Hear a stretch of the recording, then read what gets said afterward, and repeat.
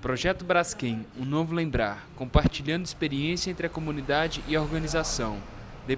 Depoimento de Kleber Morgado, entrevistado por Isla Nakano e Marcelo Batalha, Mauá, 26 de setembro de 2012.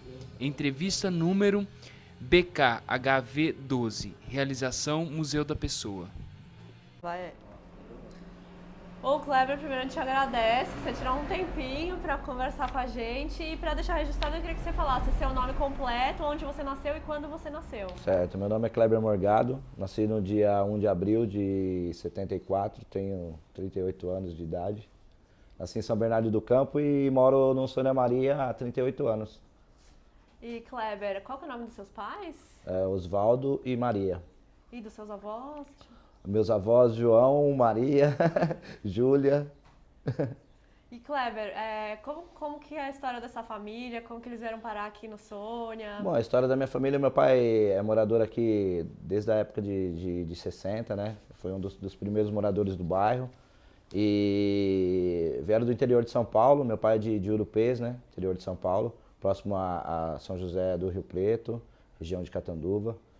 Minha mãe já veio da parte do Nordeste, né? Mas até então morou no interior de São Paulo também, em Adamantina, próximo a Tupã, essa região aí. E você sabe por que eles escolheram aqui? Como foi essa história? Então, geralmente até mesmo a região do ABC, até mesmo pelo polo industrial, né? Da época, né? As empresas que tinham na época, né? Então, eles vieram para cá geralmente... deu uma engasgada.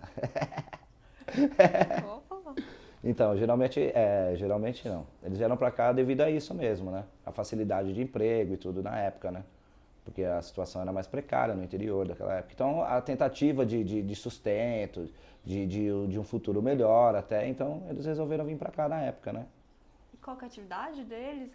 Meu pai era operário, na verdade ele trabalhou muito tempo na indústria têxtil, né? Que era o ROD na época, né? Então ele trabalhou nessa indústria na época. E minha mãe é doméstica, minha mãe trabalhava em casa, né? E você tem irmãos, Kleber? Tenho irmãos sim. Quantos irmãos? Eu tenho 2 irmãos. Tenho uma irmã que hoje está com 45 anos e tenho um irmão de 42. Meu irmão inclusive é tatuador também. Minha irmã tem algumas profissões, é patologista clínica, né? E hoje ela não exerce mais a função, mas é formada nisso. E Kleber, você sabe como seus pais se conheceram? Qual que é a história deles, casamento deles? Putz, cara, acho que eles se conheceram no mato, né, cara? Que era interior na época, né?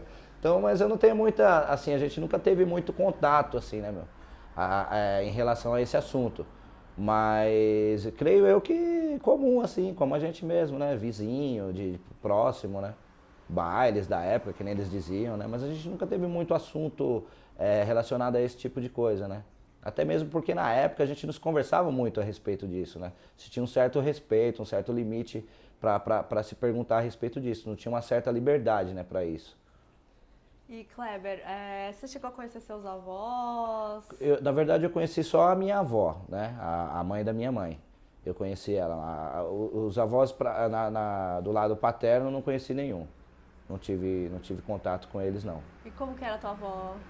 Super gente boa, assim, cara. Super gente boa, assim. Até a parte que eu lembro, porque eu era bem novo até na época, né? Quando ela veio a falecer. Mas eu consigo lembrar até do gosto da comida dela, saca, assim. Mas a gente não teve tanto tempo de contato, né? Porque já na parte, quando eu comecei a crescer, quando eu comecei a entender algumas coisas, ela veio a falecer na época, né? Então não tive tanto contato, tanta aproximação assim, né? Até porque aquela época também o pessoal do Nordeste tinha muito filho, então, pô, tinha uma porrada de neto, então não dava para dar atenção para todos, né? Então era meio complicado. E tinha alguma comida que era sua preferida, assim? Putz, cara, tem uma porrada delas. Ela fazia, assim? Meu básico é arroz e feijão, cara, saca? Eu não tenho muito lance de frescura, não. Eu não gosto de coisa muito cheia de frescura. Meu basicão é arroz e feijão, assim. Mas, assim, eu sinto o gosto do frango que ela fazia. Embora eu não goste muito de frango, mas eu curtia o frango da coroa. Eu achava pampa. E agora, Kleber, conta pra gente um pouquinho da sua infância aqui no bairro, do que você gostava de brincar. Minha infância foi muito louca, cara, assim. Principalmente na época. Porque aqui no bairro a gente era. Até hoje, cara, é bem precária a situação. Entendeu? A gente tá bem subúrbio mesmo. falta muita oportunidade para a criançada até hoje aqui, a gente não tem uma infraestrutura legal, entendeu?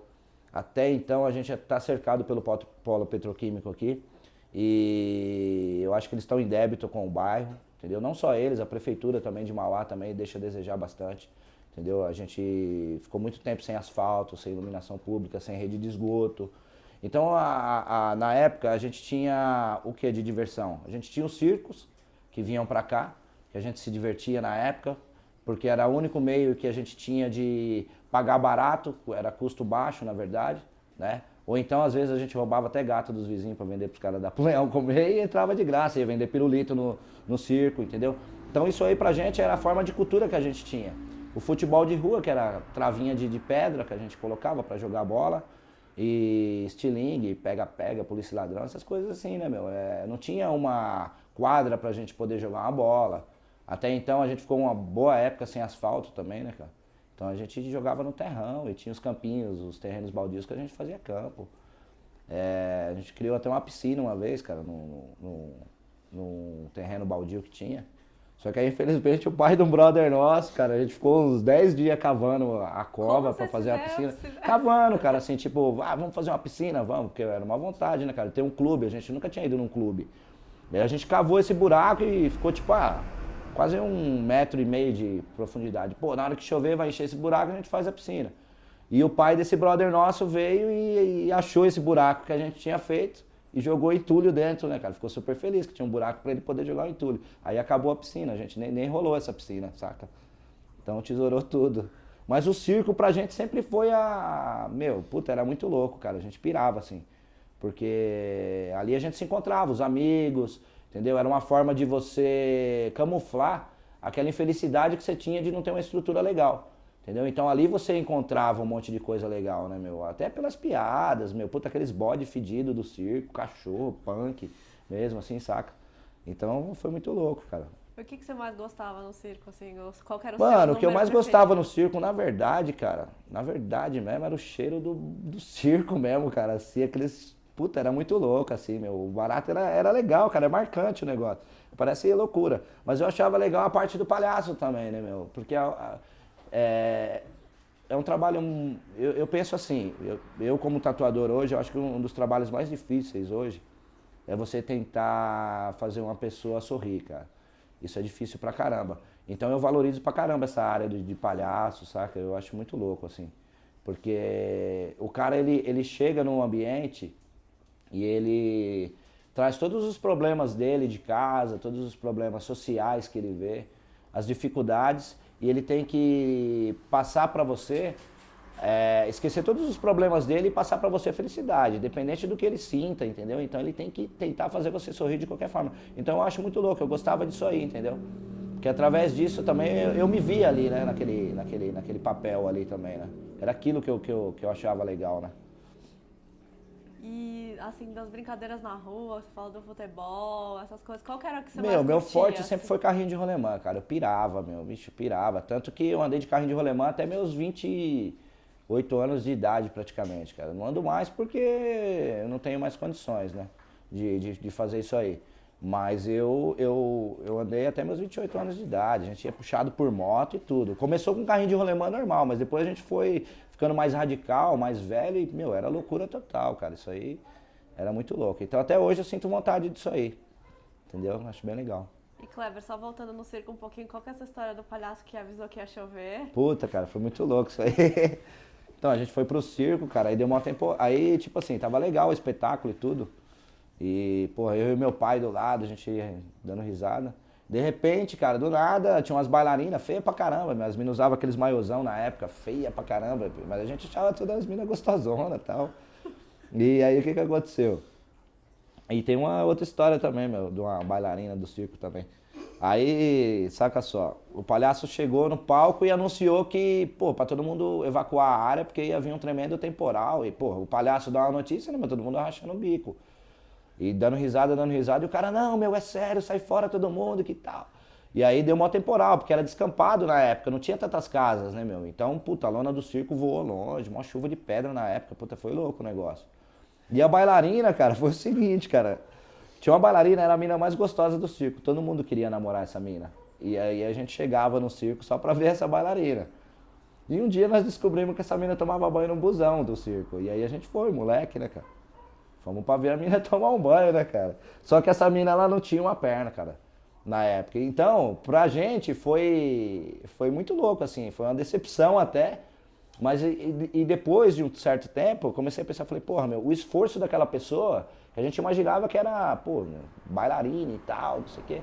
E ela tinha um problema e através do circo mesmo, foi o único ponto de ajuda que ela teve foi o circo, que acolheu ela para poder mostrar o trabalho que ela gostava, né, cara? Então isso aí marcou também bastante, né, na época, né? Até por uma brincadeira de criança, uma bobeira, mas isso aí, até o circo influenciou nisso aí, né? Pra você ver como é que era, né? E Kleber, você fazia seus carrinhos de rolemã? Fazia meus carrinhos de rolemã. Fabricava meus carrinhos, tudinho. Eu tenho meu carrinho até hoje, cara, guardado. Teve algum que você fez assim que era especial? Meu, então, eu tenho esse especial até hoje, meu, assim, eu guardo ele assim de recordação, entendeu? Eu acho, eu não vendo, não troco, não dou.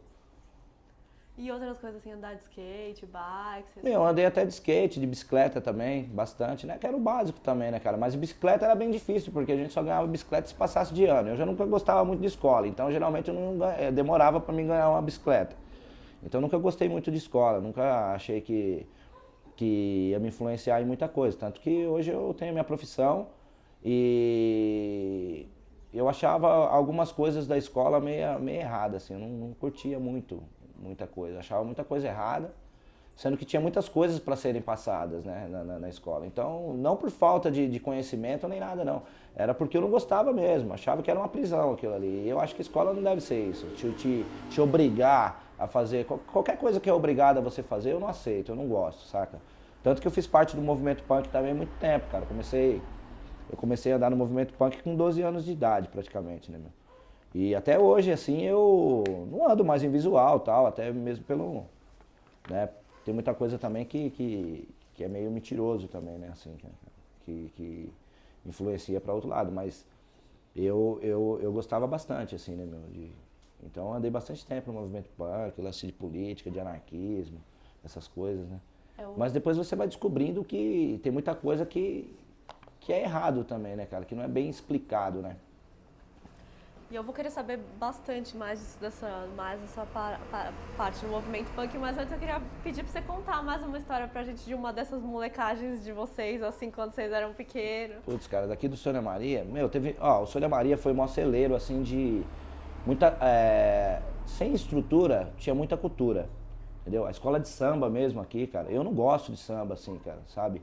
Mas tem minha parte eclética também, de algumas sonoridades, de música, mas assim, eu vejo o trabalho da escola de samba, assim, um puta trabalho legal, hoje que tá bem mais estruturado, o pessoal do Sônia Maria teve mais aceitação até também com a escola de samba, trouxe vários prêmios pro bairro, o bairro ficou falado fora, né? Então isso pra gente é importante, entendeu? Porque a gente não tem esse acesso à mídia, não tem nada, então através disso aí, a gente conseguiu ser mais aparente na mídia, nos jornais, entendeu? Essa parte aí ajudou bastante a escola de samba. A gente tem uma sociedade de amigos de bairro aqui, que nunca funcionou numa certa época, mas depois a gente não teve essa felicidade disso funcionar, né? O posto de saúde que a gente tem aqui também não funciona, entendeu? Até por interesse pessoal de política e até mesmo por falta de peito mesmo dos próprios moradores, entendeu? Eu acho assim que se a gente brigasse mais, se a gente se unisse mais, a gente conseguiria reformular toda essa estrutura que a gente tem, porque a gente tem uma puta estrutura legal do posto de saúde e a gente não consegue botar para funcionar, porque o interesse pessoal vem à frente, né, cara? Então as pessoas que entram para trabalhar não são formadas, e a gente fica a desejar, né, na área da saúde aqui, tendo e não podendo usar. Então isso que é o principal problema, né, hoje aqui no bairro que a gente vê. Não temos um caixa eletrônico, não temos uma agência bancária, temos um comércio fraco aqui no bairro, o comércio daqui não é legal, tanto que a gente tem que pegar ônibus aqui para ir para Santo André. ou ir para São Paulo, ou então a gente atravessa aqui o bairro vizinho para ir no Parque São Rafael. Hoje o Parque São Rafael tem uma puta estrutura legal, entendeu? Tem um puta comércio legal. Mas por quê? A união dos próprios comerciantes também é importante. Se você se une, você consegue alguma coisa. Se você não tem a união, então você não vai conseguir nada. Cada um por si e Deus contra todos, não é verdade? Então a gente trabalha assim aqui. E falta uma creche legal aqui no bairro, entendeu? Uma sociedade de amigos de bairro que não funciona poderia dar espaço para uma creche, que tem muitas mães que trabalham aqui no bairro, entendeu? E a gente tem uma puta de uma estrutura, cara, assim, ferrada mesmo na sociedade de amigos de bairro, que não funciona para nada. Na verdade, ninguém consegue manter, nem tanto nem em parte cultural, nem em parte de trabalho social, ela não funciona para nada. Ela simplesmente tem um prédio onde está abandonado e as pessoas usufruem disso aí para uso de algumas coisas e para uso próprio mesmo. Tem pessoas que moram na sociedade de amigos de bairro. Eu sou contra, cara. Isso eu sou contra, porque é o espaço que está fechado, que a gente poderia estar usando para poder tirar essa molecada da rua, tirar da droga, entendeu? Não que a gente vá solucionar todo o problema, que a gente não é capaz de fazer isso, nem o governo não consegue fazer isso, mas o povo unido, cara, o povo unido, a força é bem maior do que qualquer tipo de governo, entendeu? O próprio povo fazer a própria política, né, cara? Então isso é bem importante, principalmente no bairro que você mora. E hoje, se você não consegue... Hoje eu vejo os candidatos aqui que passam no bairro hoje, por exemplo, candidatos que foram presidente da Sociedade de Amigos de Bairro, hoje candidato a vereador. Eu penso assim, se o cara não conseguiu ser um presidente de uma sociedade de amigos de bairro, jamais ele vai conseguir ser um vereador, cara. Jamais ele vai conseguir buscar algo de benefício para o povo do bairro. Ele não vai, cara. O interesse dele é um cargo na prefeitura. Isso aí é óbvio, cara, hoje em dia.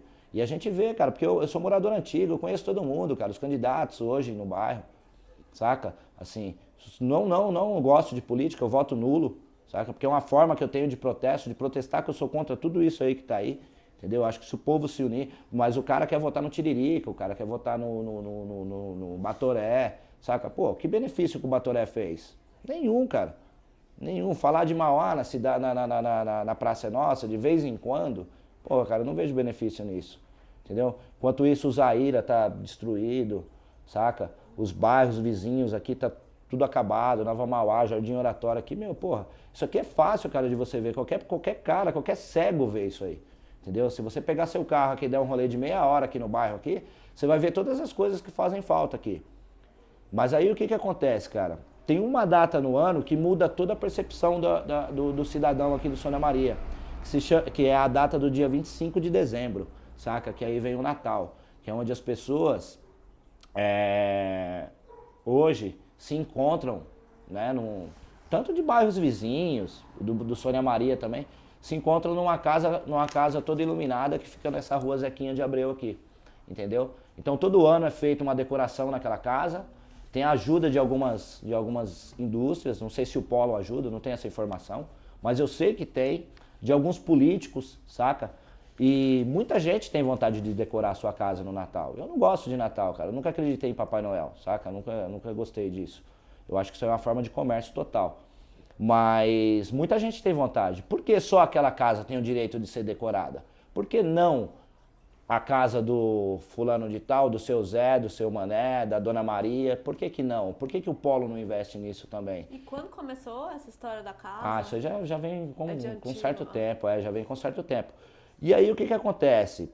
Vem uma mídia, o Gugu vem na casa do Papai Noel, a Ana Hickman vem na casa do Papai Noel. Então isso camufla a outra parte do Sônia Maria, entendeu? Só que o Papai Noel, ele não vem trazer a cesta básica para o morador do Sônia Maria. O Papai Noel, ele não vem trazer o brinquedo para a criança, nem fazer um carrinho de rolemã para a criança do Sônia Maria brincar, saca? Ele não vem pegar a criança da mãe que vai trabalhar de manhã cedo para levar para a creche. E se viesse buscar também, não ia ter uma creche para levar. Saca? Então, meu, é complicado essa situação. Aí, no dia 25 de dezembro, tá tudo iluminado, tudo bonito, tudo legal. Só que hoje você passa naquela rua do Polo Petroquímico que desce, que dá acesso à Zequinha de Abreu, tá tudo escuro, cara.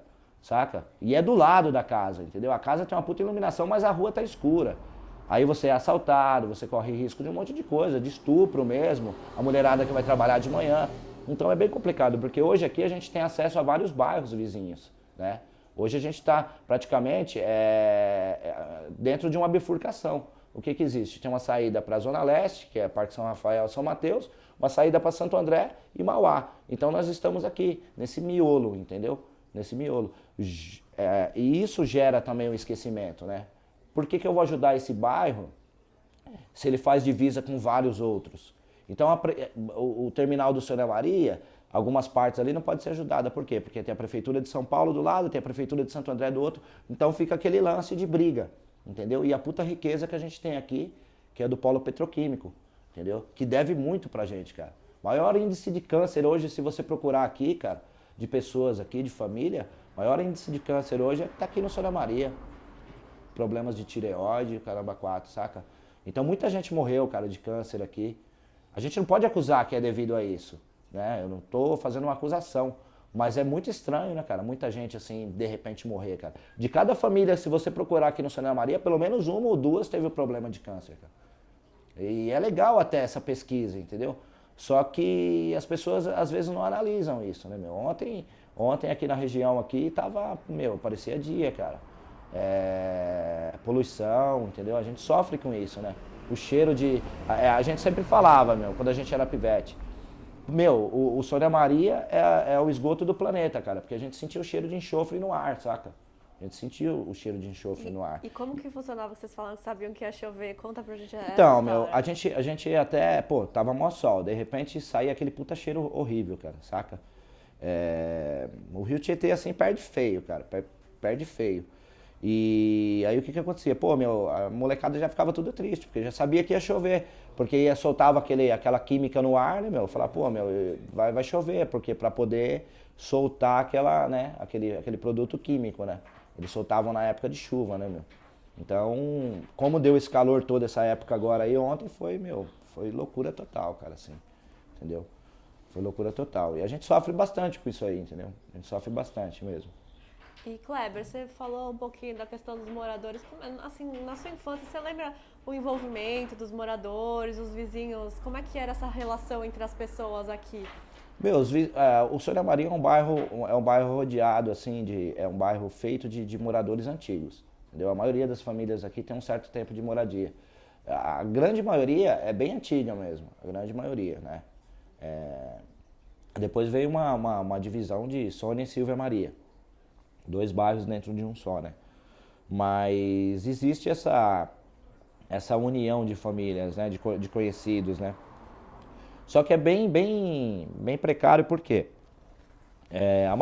Por ser moradores mais antigos, então as pessoas já estão com uma certa idade, então geralmente já não estão mais, já não tem mais condições de correr atrás disso aí, né? E a parte mais jovem, algumas se preocupam com outras coisas, né, cara? Hoje o jovem, infelizmente, assim, não se preocupa mais com essa parte social, né, cara? Hoje você vai trocar o social pela diversão, né, cara? Entendeu? As mínimas coisas hoje, assim, por exemplo, hoje uma criança não vai mais no circo, cara. O cara não vai mais. Você não vê uma criança jogar bolinha de gude na rua, você não vê um moleque rodar peão, cara. Hoje você vê ele com radinho, nada contra funk, nem nada disso, cara. Você vê o moleque com radinho hoje mais preocupado com funk, com a pornografia, saca, cara? Do que com alguma coisa, de um benefício próprio pra ele mesmo, entendeu? Ele prefere ter um celular de última geração do que de repente ele comer bem na casa dele. Se tiver só feijão na casa dele, ele come só feijão, mas ele tem que ter o celular de última geração, ele tem que ter um tênis legal, entendeu? Mas eu não culpo ele por isso, porque se a gente tivesse uma estrutura legal, se a gente tivesse um apoio, a gente poderia ter tudo isso, inclusive as coisas de mais benefício, que seria uma boa alimentação, uma boa escola, né? Uma creche legal, que eu já citei, pelo menos um caixa eletrônico decente para a gente poder usar, uma agência do correio que funciona, mas funciona meia boca, saca? Você vai pagar uma conta, você não consegue, você vai fazer alguma coisa, você não consegue, entendeu? Você obtém informações através da internet, você obtém informações através da televisão, mas quando você vai tentar fazer qualquer coisa, tem aquela burocracia que você não consegue, entendeu? Então é meio complicadão, é meio precário. E Kleber, você lembra algum momento, assim, que os moradores organizavam festa, evento, assim, aqui no bairro? Cara, na época tinha os bailes, né, na Sociedade Amigos de Bairro, mas isso foi um certo tempo, já bem antigamente mesmo, nos anos 80, mais ou menos assim. Final dos anos 70 para os anos 80. Teve essa parte de baile na sede, que vinha as equipes de som daquela época, né, meu? Então rolava os bailes, né, na própria Sociedade Amigos de Bairro. Os bailes de carnaval que tinha, né, que era as matinês e tudo, na própria sociedade. Depois veio as quermesses da Igreja Católica, né? Mas nunca teve uma festa de rua, assim, cara. Nunca existiu. Tinha as procissões, que era a Semana Santa que tinha, né, que o pessoal, os próprios moradores se juntavam, faziam as procissões, né, meu? Tinha o pessoal que se vestia de Cristo e tal, e tinha essas coisas. E pra gente tudo era festa, né, cara? Qualquer tipo de coisa. Se você soltasse um rojão, porra, a molecada saía pulando na rua, porque não tinha nada disso, né, cara? Chegava a época de Copa do Mundo, a molecada ficava louca, né, cara? Ficava loucona, assim, porque eram as únicas diversões que tinha. E eu não me lembro mais de muita coisa, assim, cara, pra te falar assim, pô, meu, nunca teve, assim, cara, um trabalho social da prefeitura com a gente, ou cultural, de trazer alguma coisa, alguma animação pra gente, assim, nunca teve, cara. Artistas mesmo a gente via no circo, pô, mas era artista da época, cara, Valdir Soriano, puta, mó tosco. Luiz Ricardo, cara, pô, meu, eu ia no circo pra ver o Luiz Ricardo, é brincadeira, cara. Hoje o cara tá vendendo Jequiti, saca? O Bozo, cara, puta, o Bozo eu era uma fã do Bozo.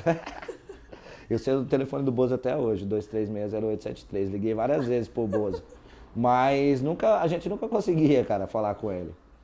Então, deixa eu ver o que mais, cara, que tinha, velho, de legal. Não tinha muita coisa assim. Era isso mesmo que eu tô te falando, do circo. Parquinho de vez em quando, mas era mal precário, cara. Funcionava uma semana, na outra não funcionava mais, porque os brinquedos quebravam, tinha que ficar uma semana esperando pra voltar os brinquedos, né, meu? Então, e o que os caras faziam? Os caras colocavam um brinquedo, os brinquedos mais legais, que era aquele Dang, que tinha uma pá de cadeirinha que girava com as correntes tudo podrona, enferrujada, e a gente ia pro rio direto. Porque os caras montavam do lado do rio. Então aquilo, pô, estava girando, de repente a corrente quebrava, mandava neguinho dentro do rio. Isso aconteceu uma porrada de vez. Aconteceu muitas vezes, assim. E tinha uns teve um bar aqui no Sônia também, que foi legal. Chamava Bigatos Bar na época, que rolava rock and roll, rolava as bandas, né, meu? Tinha show, era bem legal na época. Isso aí também marcou bastante o bairro, assim. Então a gente viu várias bandas na época, assim, através desse bar mesmo, né, meu? E sem cachê, sem nada. Era até pelo lance mesmo de cultural, da história do movimento punk, então as bandas vinham tocar por vontade mesmo de vir tocar, né? Aqui na região do ABC, na época. Até pela história do polo industrial e tudo mais, né, cara? Da estrutura que tinha. Então não rolava aquele lance. Então a gente viu o Golpe de Estado na época tocar aqui. Garotos Podres na época, que era uma banda que tava, né, já mais avançada da época. Deixa eu ver o que mais tocou. Puta, tocou banda pra caramba, cara.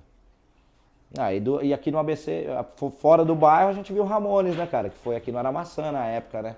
Em Santo André. Então, putz, isso aí marcou pra cacete a nossa vida, né, meu? Porque a gente, aqui no Sônia Maria, aqui, a gente falava que aqui era a Ramoneslândia, né, cara? A gente, meu, aqui se você catar moleque de 2 anos de idade, o moleque tá com a camisa do Ramones aqui. É rock and roll total, saca? O pessoal gosta pra caramba. Então é muito louco. E Kleber, você contou pra gente da escola que você não era muito fã, que você tinha... Você lembra dos seus primeiros dias na escola? Puta, cara, eu lembro que eu chorei pra cacete meu primeiro dia. Na hora que a minha mãe me deixou na porta da escola, pra mim foi a minha morte, cara. Assim, eu falei, puta, e agora, né, meu? Vou ficar trancado nesse lugar aqui. Eu não sabia o que eu ia encontrar depois daquele puta portãozão, né, cara? Porque aquilo ali dá mó pânico o primeiro dia que você vai. Saca? Aquelas tiazinhas tudo meio esquisita da época, meio de marronzão. Que eram as roupas que elas usavam na escola. A diretora era mó puta, meu. A mina parecia uma carrasca, saca, meu? Era bem regime militarzão mesmo, né? Na época que eu entrei, assim, na escola. Era regime militar mesmo.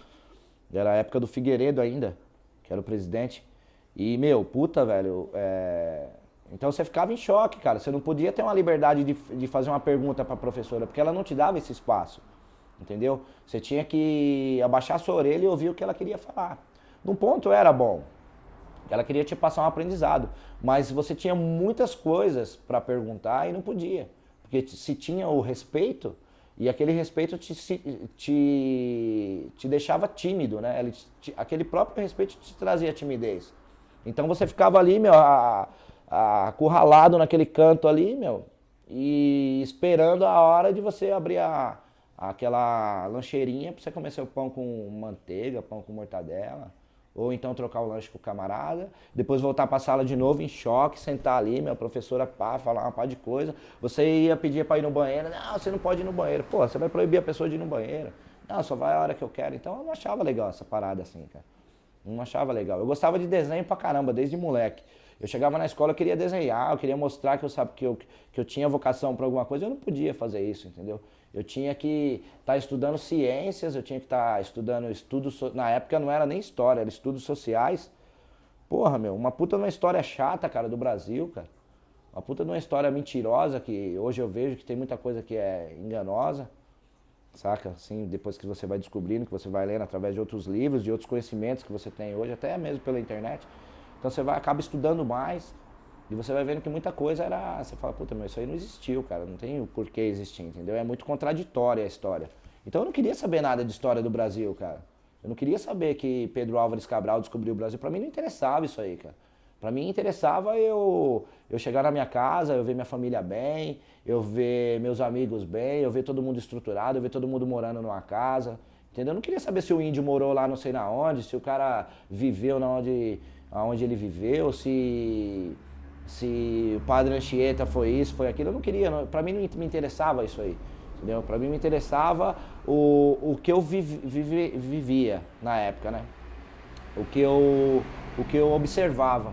Então isso pra mim era importante, né? Eu não queria saber de outras coisas, assim. Então a escola pra mim nunca foi um meio de aprendizagem de verdade, assim. A rua pra mim foi mais aprendizagem do que a escola, cara.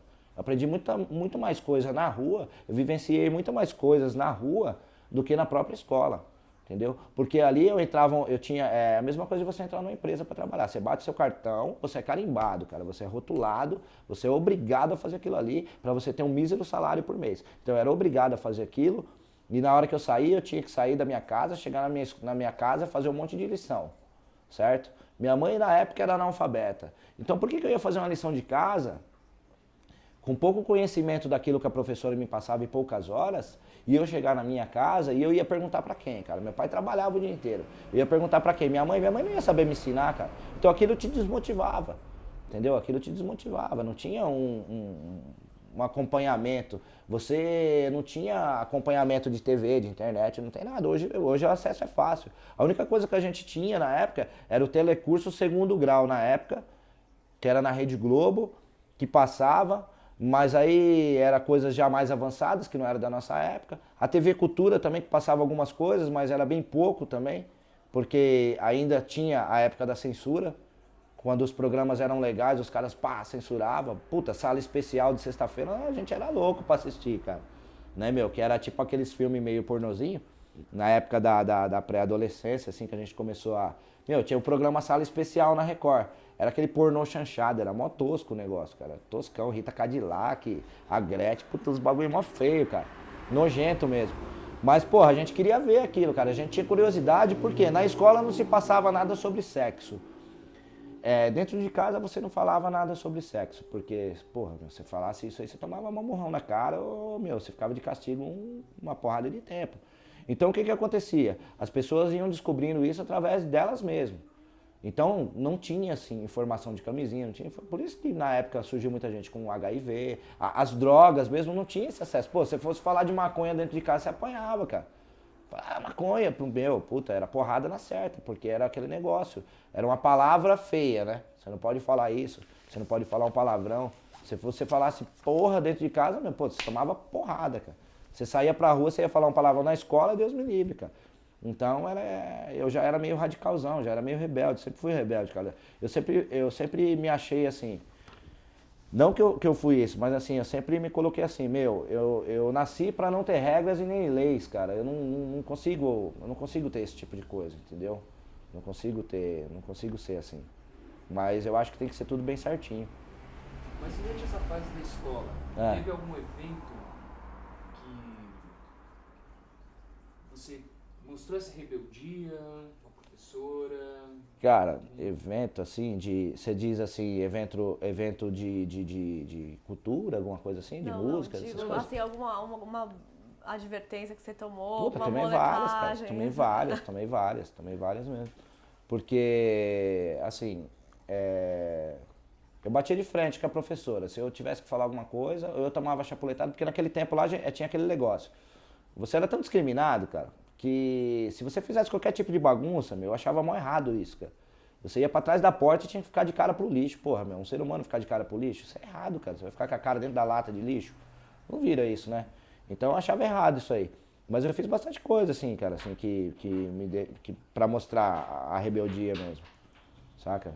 Até própria pichação, começava a pichar, frases da época, né, meu, que era proibido, a gente escrevia no banheiro, fazia esses lances assim, entendeu? Então aí a gente colocava a rebeldia nossa era através disso aí, das frases que a gente falava. E Kleber, teve algum professor que foi importante pra você, que tenha te marcado? Pô, teve sim, cara, isso aí em 87, acho que foi. Teve uma professora chamada Dona Neire. Ela era uma professora de educação artística, isso foi na quinta série. E eu vim de outra escola e eu sempre, aula de educação artística, eu sempre gostei de desenho, mas eu nunca fui, não gostava muito da aula de educação artística porque tinha muita coisa de régua, vou fazer marcações, desenhos quadriculados, essas coisas, eu não gostava desse tipo de coisa, então não tinha muito ensinamento assim, né? Eram as coisas básicas, a medida, essas coisas. Então eu não gostava muito. E quando eu comecei a ter aula com essa professora, a primeira aula que eu tive com ela já fez um desenho na lousa, assim, e falou, vocês vão ter que copiar esse desenho aqui. E não pode ter nenhum erro, ele tem que ficar perfeito igual tá aqui. Então aquilo ali pra mim, eu falei, puta meu, eu tô na aula que eu gosto, cara. É o desenho, é isso que eu amo, cara, é isso que eu curto, entendeu? Eu quero trabalhar com desenho, eu sempre quis trabalhar com desenho, desde pequeno. Saca? Desde pivete mesmo, eu sempre gostei disso aí. Eu pintava mesa, eu pichava camiseta, pintava camiseta, tudo, cara. Eu catava um lápis na mão, eu já, se tivesse uma mesa aqui, eu saía rabiscando. Tanto que eu tomei várias advertências na escola, porque minha carteira era toda desenhada. Saca? Eu catava a carteira e não podia. Aquele tempo você tinha que vir com um teco de plástico, um paninho com álcool, porque você tinha que limpar a carteira. E a minha era toda desenhadona, meu. Aquilo ali não saía, meu. Que era aquelas canetinhas Silva Pen, que era pequenininha assim, nossa, aquilo era da hora. Você catava, fazia vários desenhos. Eu fazia vários desenhos daquilo lá, né, meu? Saca? E Kleber, você falou pra gente que você começou a se envolver no movimento anarquista, assim, conta pra gente um pouquinho, o que te motivou, como que foi isso, assim? Então, a própria rebeldia da época, na verdade a gente não tinha muita informação a respeito de anarquismo, a gente tinha muita informação de nada, assim. E aí começou o movimento punk na época na década de 80, em São Paulo começou, a região do ABC já existia na época algumas gangues de punk. E como eu já tinha esse lado mais rebelde, eu comecei a me influenciar, comecei a gostar. Porque, porra, meu, eu via os caras batendo de frente com o militarismo, aquelas paradas todas. E protestando, a forma de protesto, a forma de visual que os caras usavam. Por quê? Porque aquilo ali era uma afronta contra a sociedade, entendeu? Então eu falava, puta, mano, é isso que eu quero, saca? É isso aí que eu quero ser, cara. Eu sou isso aí, entendeu? Não que eu quero ser, que eu tenho esse sonho de ser, mas eu sou isso aí, cara. Eu sou essa escória aí, cara, que a sociedade tá vendo, cara. Então eu comecei a fazer parte do movimento punk. Comecei a me aprofundar e cortei o cabelo espetadão, primeira coisa, tomei uma pau do meu pai na época. Porque ele não aceitava esse tipo de coisa, né, cara? Então aí cortei meu cabelo e o piercing, que nem a gente fala hoje do piercing, né, cara? Pô, o piercing hoje e tal, porra. Meu primeiro piercing foi um alfinete, cara, saca? Eu em 87, 88, eu já tinha alfinete na cara, tá ligado? Era muito mais louco do que você pôr um piercing, um brinco, cara. Entendeu? Era muito mais louco. Você cortar seu cabelo, você espetar seu cabelo, naquela época você não tinha. Hoje você vai na galeria do rock e você encontra tinta de tudo quanto é cor pra pintar o cabelo. Naquele tempo pintava o cabelo com guache, cara. Que era muito mais louco, que já deixava o cabelo duro, tudo espetado, sacou? Rebite Rebite nem tanto, porque os sapateiros da época tinham medo, porque era a época do militarismo. Então os caras nem queriam colocar rebite devido ao visual do punk na época. Então o que a gente fazia? A gente colocava prego, parafuso, puta, ficava um visualzão. Entendeu? Roupa rasgada pra protestar, meu coturno pra protestar contra o militarismo e tudo. Entendeu? Então, pra mim foi muito importante. Eu aprendi muito com o movimento punk, saca? Aprendi muito mesmo. Aprendi muito com o movimento punk. Tenho banda punk, toco em banda de punk rock até hoje, entendeu? Gosto de ouvir o som, entendeu? Tem muitas coisas erradas no movimento punk? Tem muitas coisas erradas no movimento punk. Mas como tem em qualquer outro lugar. entendeu? Mas pra mim foi muito importante, fez parte da minha vida, assim. E teve alguém do movimento que tenha te marcado, alguém, sabe? Em briga, assim? Não, Em história? É. Meu, puta, teve vários, cara, assim, teve vários mesmo. Um que me marcou bastante, assim, cara, que eu tenho puta respeito dentro do movimento punk, inclusive, infelizmente, ele até faleceu ano passado, que a gente tinha até feito tava fazendo um trabalho de um show aqui no Sônia Maria, um evento que a gente ia fazer, tinha até convidado a banda deles pra tocar, eles estavam pra vir e tal, e a gente em negociação, e na próxima, umas 2 semanas antes do evento, ele veio a falecer. É o Redson Pose da banda Cólera, que é de São Paulo, entendeu? Então esse cara me marcou muito, assim, no movimento punk, teve um puta conhecimento, assim, passou muita coisa legal pra gente, assim, entendeu? Fui muito influenciado, assim, pela história de vida dele e pelo próprio conhecimento que ele tinha, né? Pelo próprio conhecimento mesmo. E quando que conta, assim, que você começou a se interessar por música, pra querer tocar mesmo? Puta, música eu comecei a tocar com 8 anos de idade, cara, violão. Comecei a tocar com 8 anos de idade e a influência já veio do meu irmão, que meu irmão já era punk mais antigo, né? Meu irmão já era punk de 77 já. Então eu já tinha aquela vocação, né? Meu espelho, né? Você olhava e falava, puta, meu, eu quero ser igual ao meu irmão, né, meu, tal. Eu sempre tive o maior carinho por ele. E pelos dois, né, meu? Mas meu irmão já era da parte masculina, né, meu? O camarada, lado a lado e tal. E, então eu me espelhava muito. E isso aí me influenciou bastante. Então ele tinha muito conhecimento de música, até por ser precário na época, né? A época do vinil. Então o pessoal saía muito atrás, né? Tinha muita coisa importada. O acesso ao punk rock na época era muito, muito devagar. Então tinha o pessoal que viajava. Tinha um cara aqui no Parque São Rafael, tinha até o apelido de Gordo. Ele trabalhava dentro do polo petroquímico na época. Então ele viajava muito pra fora, ele ia pra Inglaterra, ia pros Estados Unidos. Então os primeiros discos do Ramones que a gente viu, do The Clash na época, foi tudo através dele. Ele que trazia tudo, né? Aqueles vinil importadão. Puta, e aquilo pra gente era muito louco. A gente catava aquelas vitrolinhas vermelhinhas, cara. Puta, ligava aqueles vinilzão e era muito louco. E eu lembro também uma vez, cara, aí depois do punk, aí a gente começou a conhecer o pós-punk da época, né, que veio as bandas The Cure, Smiths, essas bandas aí que vinha, Bauhaus, que vinha influenciado do punk, Joy Division.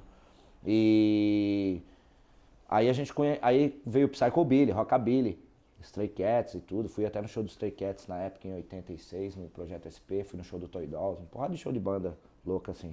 E aí eu conheci uma banda chamada The Cramps, que era uma banda de Psychobilly, cara, e a gente conseguiu um vinil. Só que naquele tempo tinha os vinis que era rotação 75 e 45. Pô, aí a gente foi ouvir, puta, The Cramps, vamos ouvir, nunca tinha escutado, né, cara? Colocamos um vinilzão lá e o som ficava mal. Falei, puta, que banda ruim, cara, uma banda chata, né, cara? E ficou, meu, a gente ficou acho que uns 3 anos, cara, ouvindo esse disco nesse barato. Só que a gente levava o disco, não porque a gente gostava de ouvir, mas levava porque impressionava. Pô, você tem esse disco, meu, puta que louco. E depois de um dia, cara, a gente chapadão, inclusive nesse dia a gente tava tomando cerveja e cachaça mesmo, na época, e na casa de um brother nosso, e não tinha nada pra gente comer, cara, é uma precária a situação, e tinha um pacotão de Bonzo, aqueles ração de cachorro. Falei, porra, velho, vamos experimentar essa parada aí pra ver se é legal. Fizemos uma porção de Bonzo, aí colocamos esse disco, e chapado, na hora a gente, sem querer, bateu o braço no negócio, e o disco começou a rodar na rotação 75, aí que a gente foi descobrir o som, como é que era. Falou, puta que som louco, cara, ficamos 3 anos ouvindo essa merda aqui, cara, e não sabia que era só mudar o botão, né, meu? Não sabia ler inglês, nada, né, cara? Isso aí a escola fez falta. Aí não sabia nada, cara, ficamos atoladão, assim, mas era muito louco, cara, era legal pra caramba. O visual também era muito show de bola, cara. Assim, era podre mesmo, velho, a gente era os punk mais podres que tinha, cara. Porque tinha aquela rixa de ABC com São Paulo, né, meu? Então, assim, os punks de São Paulo já era mais bonitinho, né? Meus caras já tinham as minas e tal, tudo bem vestidinho, tal, as roupinhas mais engomadinhas, né? Meu jaquetinha de couro. E os punks da ABC sempre foi podrão, meu. Quanto mais podre, era mais punk, saca?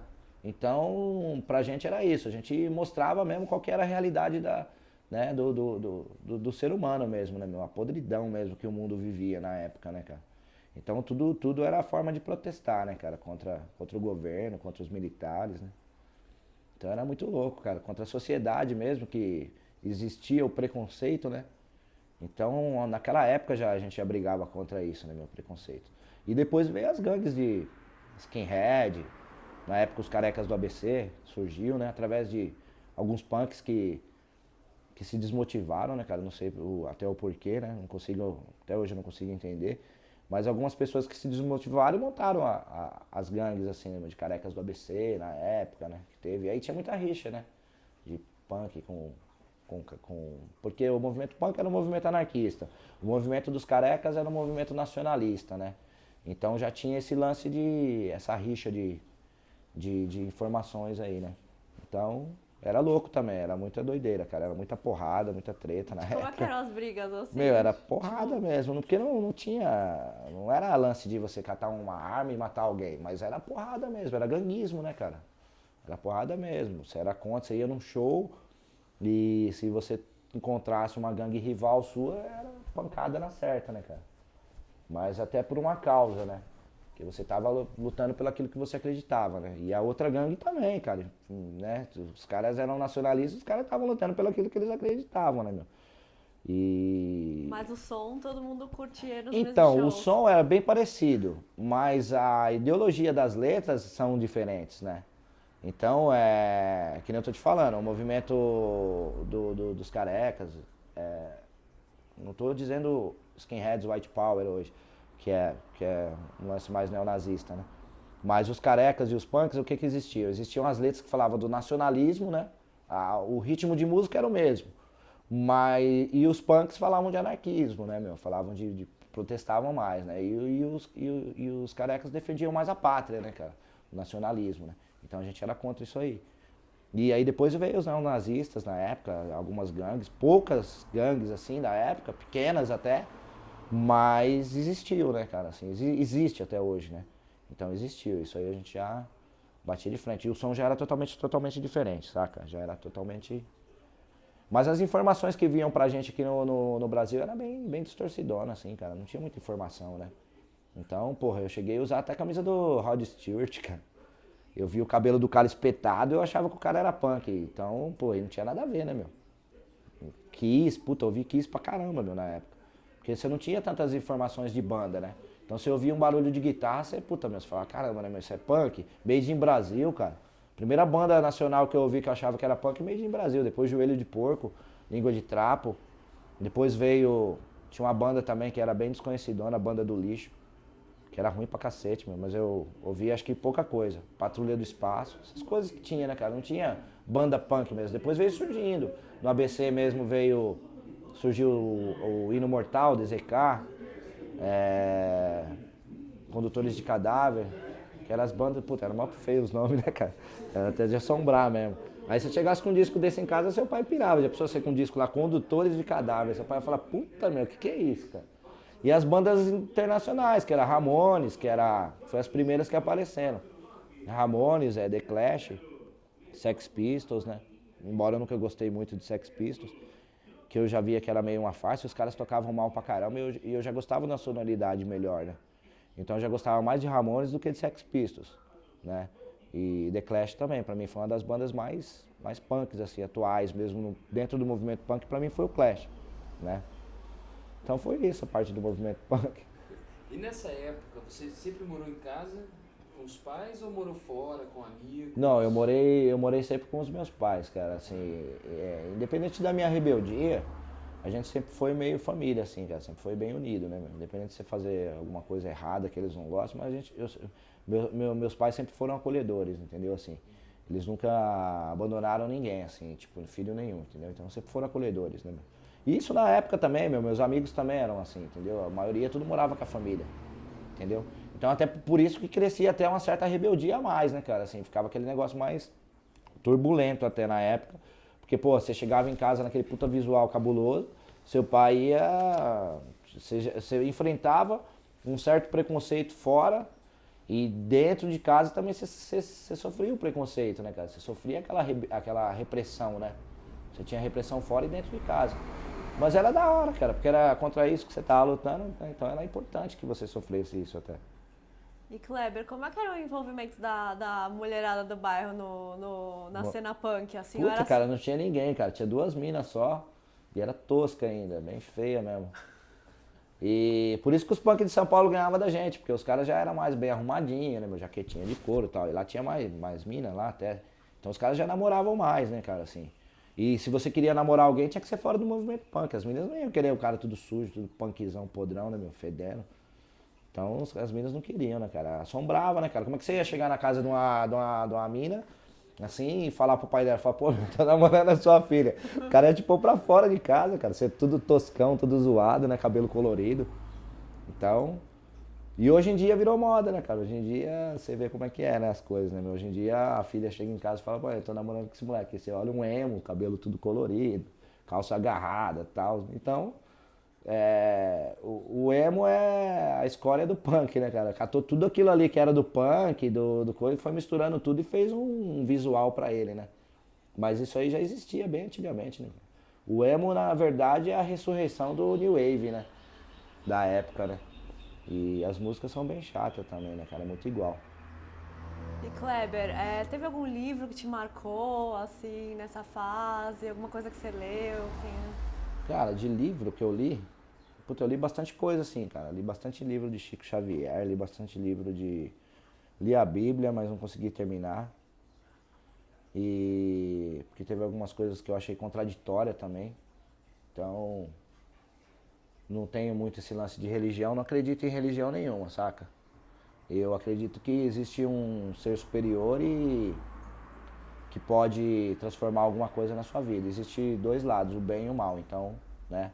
Mas um livro que me marcou mais, assim, cara, na época, né? Se for pra falar da época do movimento punk, tem um livrinho, cara, que era acho que não lembro se era da coleção Vagalume, que chamava O Que é Punk, que foi o primeiro livro que saiu na época, né?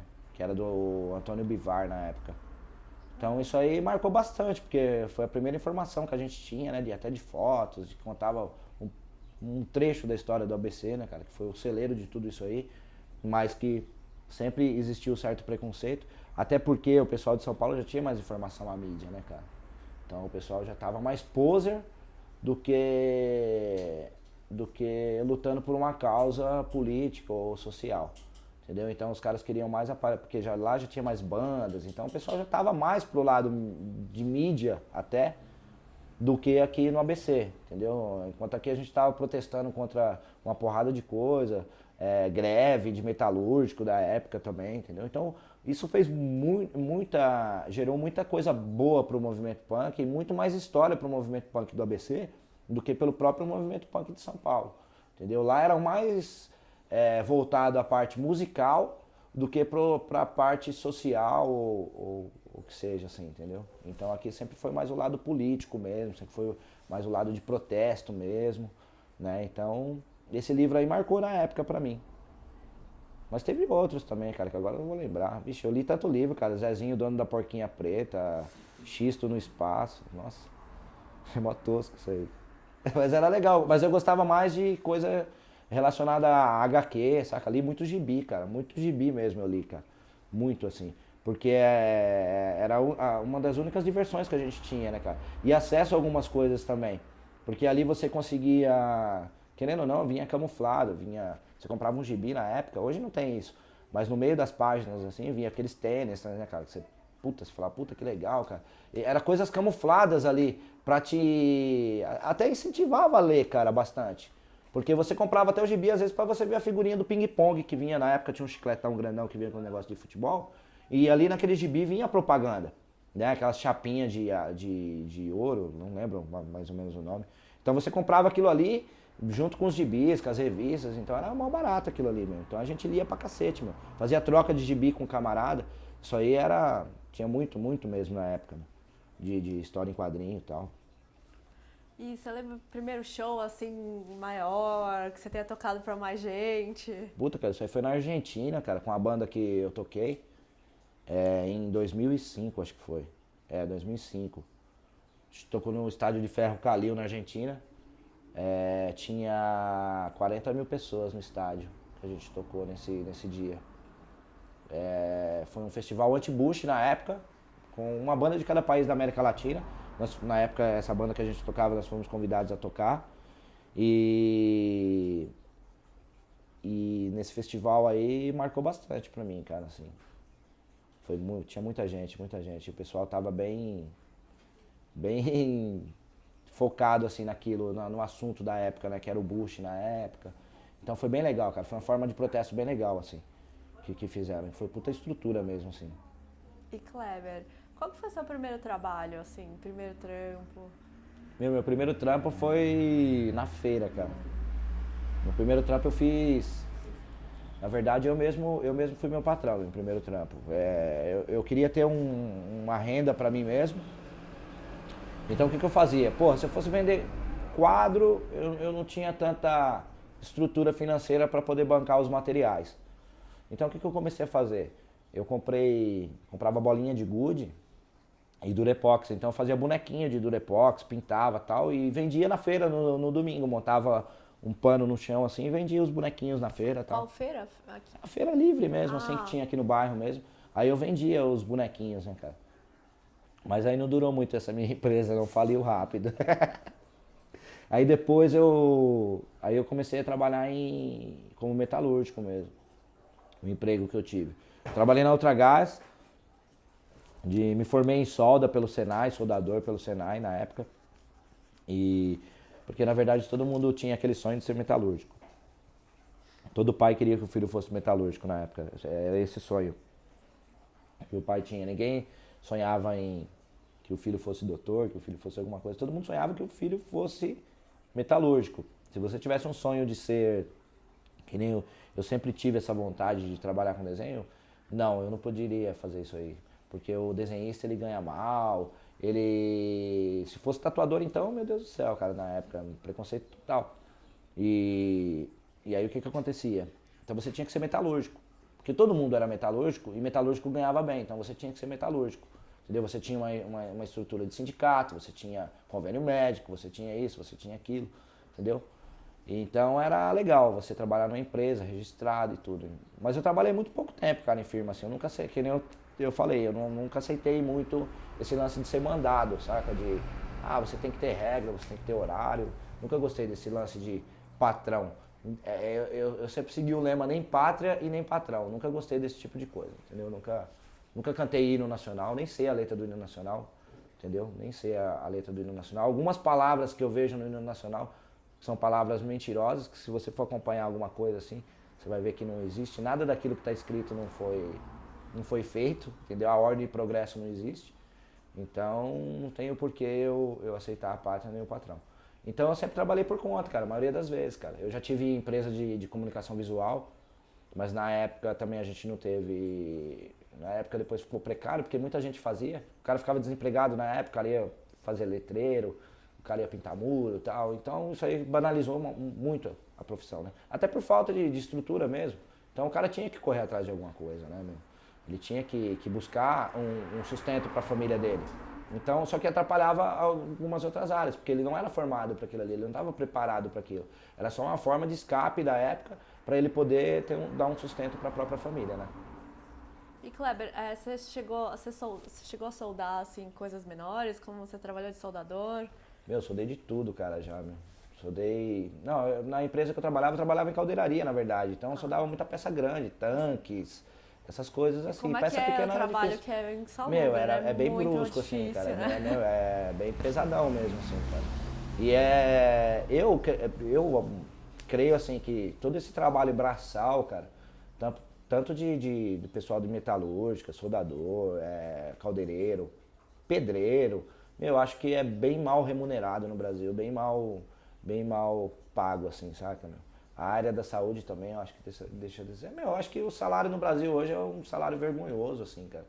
Então você estuda, e seu primeiro trabalho você não consegue nem pagar os livros que você estudou na faculdade, entendeu? Você vai se formar hoje e o seu primeiro salário não paga o que você gastou para estudar, entendeu? E eu acho errado também esse lance de se cobrar para estudar, cara. Se você pagar uma faculdade, você pagar pra ser alguém, cara, você tá pagando pra ser alguém, sendo que você já é alguém, cara, então você não precisa pagar pra aquilo, cara. Entendeu? Então eu acho meio, sei lá, cara, eu não consigo aceitar essas coisas, sou meio radical pra essas coisas. Kleber, qual foi a primeira tatuagem que você fez? Puta, cara, isso aí foi em década de 80 mesmo. A primeira tatuagem que eu fiz foi um amigo nosso que tava no churrasco. A gente tava no churrasco na casa dele, aquele tempo a gente bebia, tinha pessoal que usava droga e tudo. E tava todo mundo muito louco. E eu fiz na época, parecido com uma maquininha caseira, era feita toda de motorzinho de carrinho e tal. E daquele pessoal que tava ali, eu era o único que desenhava. Então aí o pessoal chegou e falou, pô, meu, vamos fazer tatuagem, você desenha, você vai tatuar. Pô, aí eu falei, pô, eu nunca peguei numa maquininha, mas vamos aí. Era nanquim que a gente usava, tinta xadrez, aquela de parede, aquela bisnaguinha de misturar em tinta latex. A gente fez as misturas, tudo. E a agulha de costura enrolada com a linha num arame. Aí montamos a maquininha e tal. E eu fui fazer uma águia, eu lembro que o cara me pediu uma águia no castelo. Aí eu fiz o desenho na caneta, tudo, até ficou razoável. Só que no primeiro risco que eu fiz, quando eu fui limpar, saiu todo o desenho. E depois não tinha mais como eu voltar no traço. Aí eu falei, pô, meu, agora ferrou, né, cara? Como é que eu vou fazer essa parada? O cara falou, não, meu, você desenha, faz aí, cara, tal. Aí eu fiz, meu. Aí ficou uma galinha em cima de uma garagem, saca? Ficou mó tosco mesmo o barato, assim, ficou punk mesmo, velho. Mas foi a primeira tatuagem que eu fiz. Eu falei, puta, meu, é isso que eu quero, cara. Eu sou um tatuador, velho. Entendeu? Mesmo fazendo tosqueira, meu. Entendeu? E aí comecei a tatuar. Foi indo, fiz uma porrada de cagada, cara. Um monte mesmo, assim. E aí, como é que foi esse processo de ir aprendendo? Então, o processo de aprender foi assim, cara. As informações, quem tatuava não te passava informação. Porque se tinha aquele lance de, pô, será que esse cara vai me atrapalhar um dia? Será que esse cara vai me virar meu concorrente? Eu pedi informações para alguns tatuadores, que eu nem vou citar nome, assim, cara, que hoje é até um dos mais antigos aí da região aí. E ele me disse uma frase, cara, assim, que me marcou bastante e que me deu um impulso pra mim. Que foi assim, ó, pra que você vai começar a tatuar agora se a tatuagem tá bem além do que você tá imaginando? E eu pensei, parei, falei, mas por que eu não posso ter essa oportunidade de começar a tatuar agora? Será que eu teria que ser velho? Será que eu teria que ser mais novo? Ou será que eu não sei fazer esse tipo de trabalho? Eu me perguntei. E através dessa frase aí, eu comecei a me aperfeiçoalizar, assim, no lance de desenhar, de criar, de buscar informação, entendeu? Eu falei, puta, eu vou mostrar pra esse cara que eu sou capaz de fazer esse tipo de trabalho, entendeu? Porque eu já gostava desse tipo de coisa, entendeu? Então fui buscando informação, fui buscando. Fui premiado em várias convenções aí, assim, de tatuagem, cara. Hoje, graças a Deus, assim, eu tô com uma estrutura legal, assim, de profissional. Tô reconhecido na área, entendeu? Hoje tem várias revistas aí com meus trabalhos, com matérias, entrevistas e tudo, entendeu? Falo bastante da cidade onde eu moro, eu acho muito importante isso, entendeu? Falar do bairro onde eu moro, da cidade onde eu moro. Não onde eu nasci, porque eu nasci em São Bernardo, no hospital em São Bernardo. Mas eu acho bem importante a gente estar lembrando do seu berço, entendeu? Porque foi daqui, né, cara, que surgiu tudo isso, né? Foi aqui que eu tatuei o primeiro cara, no bairro onde eu moro. Foi aqui que eu aprendi a tatuagem, entendeu? Foi aqui que eu montei a minha loja, entendeu? Eu não fui buscar uma loja no centro da cidade, eu não preciso, graças a Deus, eu não preciso disso. Então eu acho que o que importa é o meu trabalho bem feito e o meu cliente vir até mim, entendeu? Isso aí é bem importante, eu trazer pessoas de outros lugares, isso é importante pra mim e pro próprio bairro. Hoje eu tatuo pessoas do Rio de Janeiro, eu tatuo pessoas de Santos, eu tatuo pessoas do interior de São Paulo, da região aí dele mesmo, aí de Campinas, tatuo a região de Sorocaba, entendeu? E o pessoal vem até mim, cara.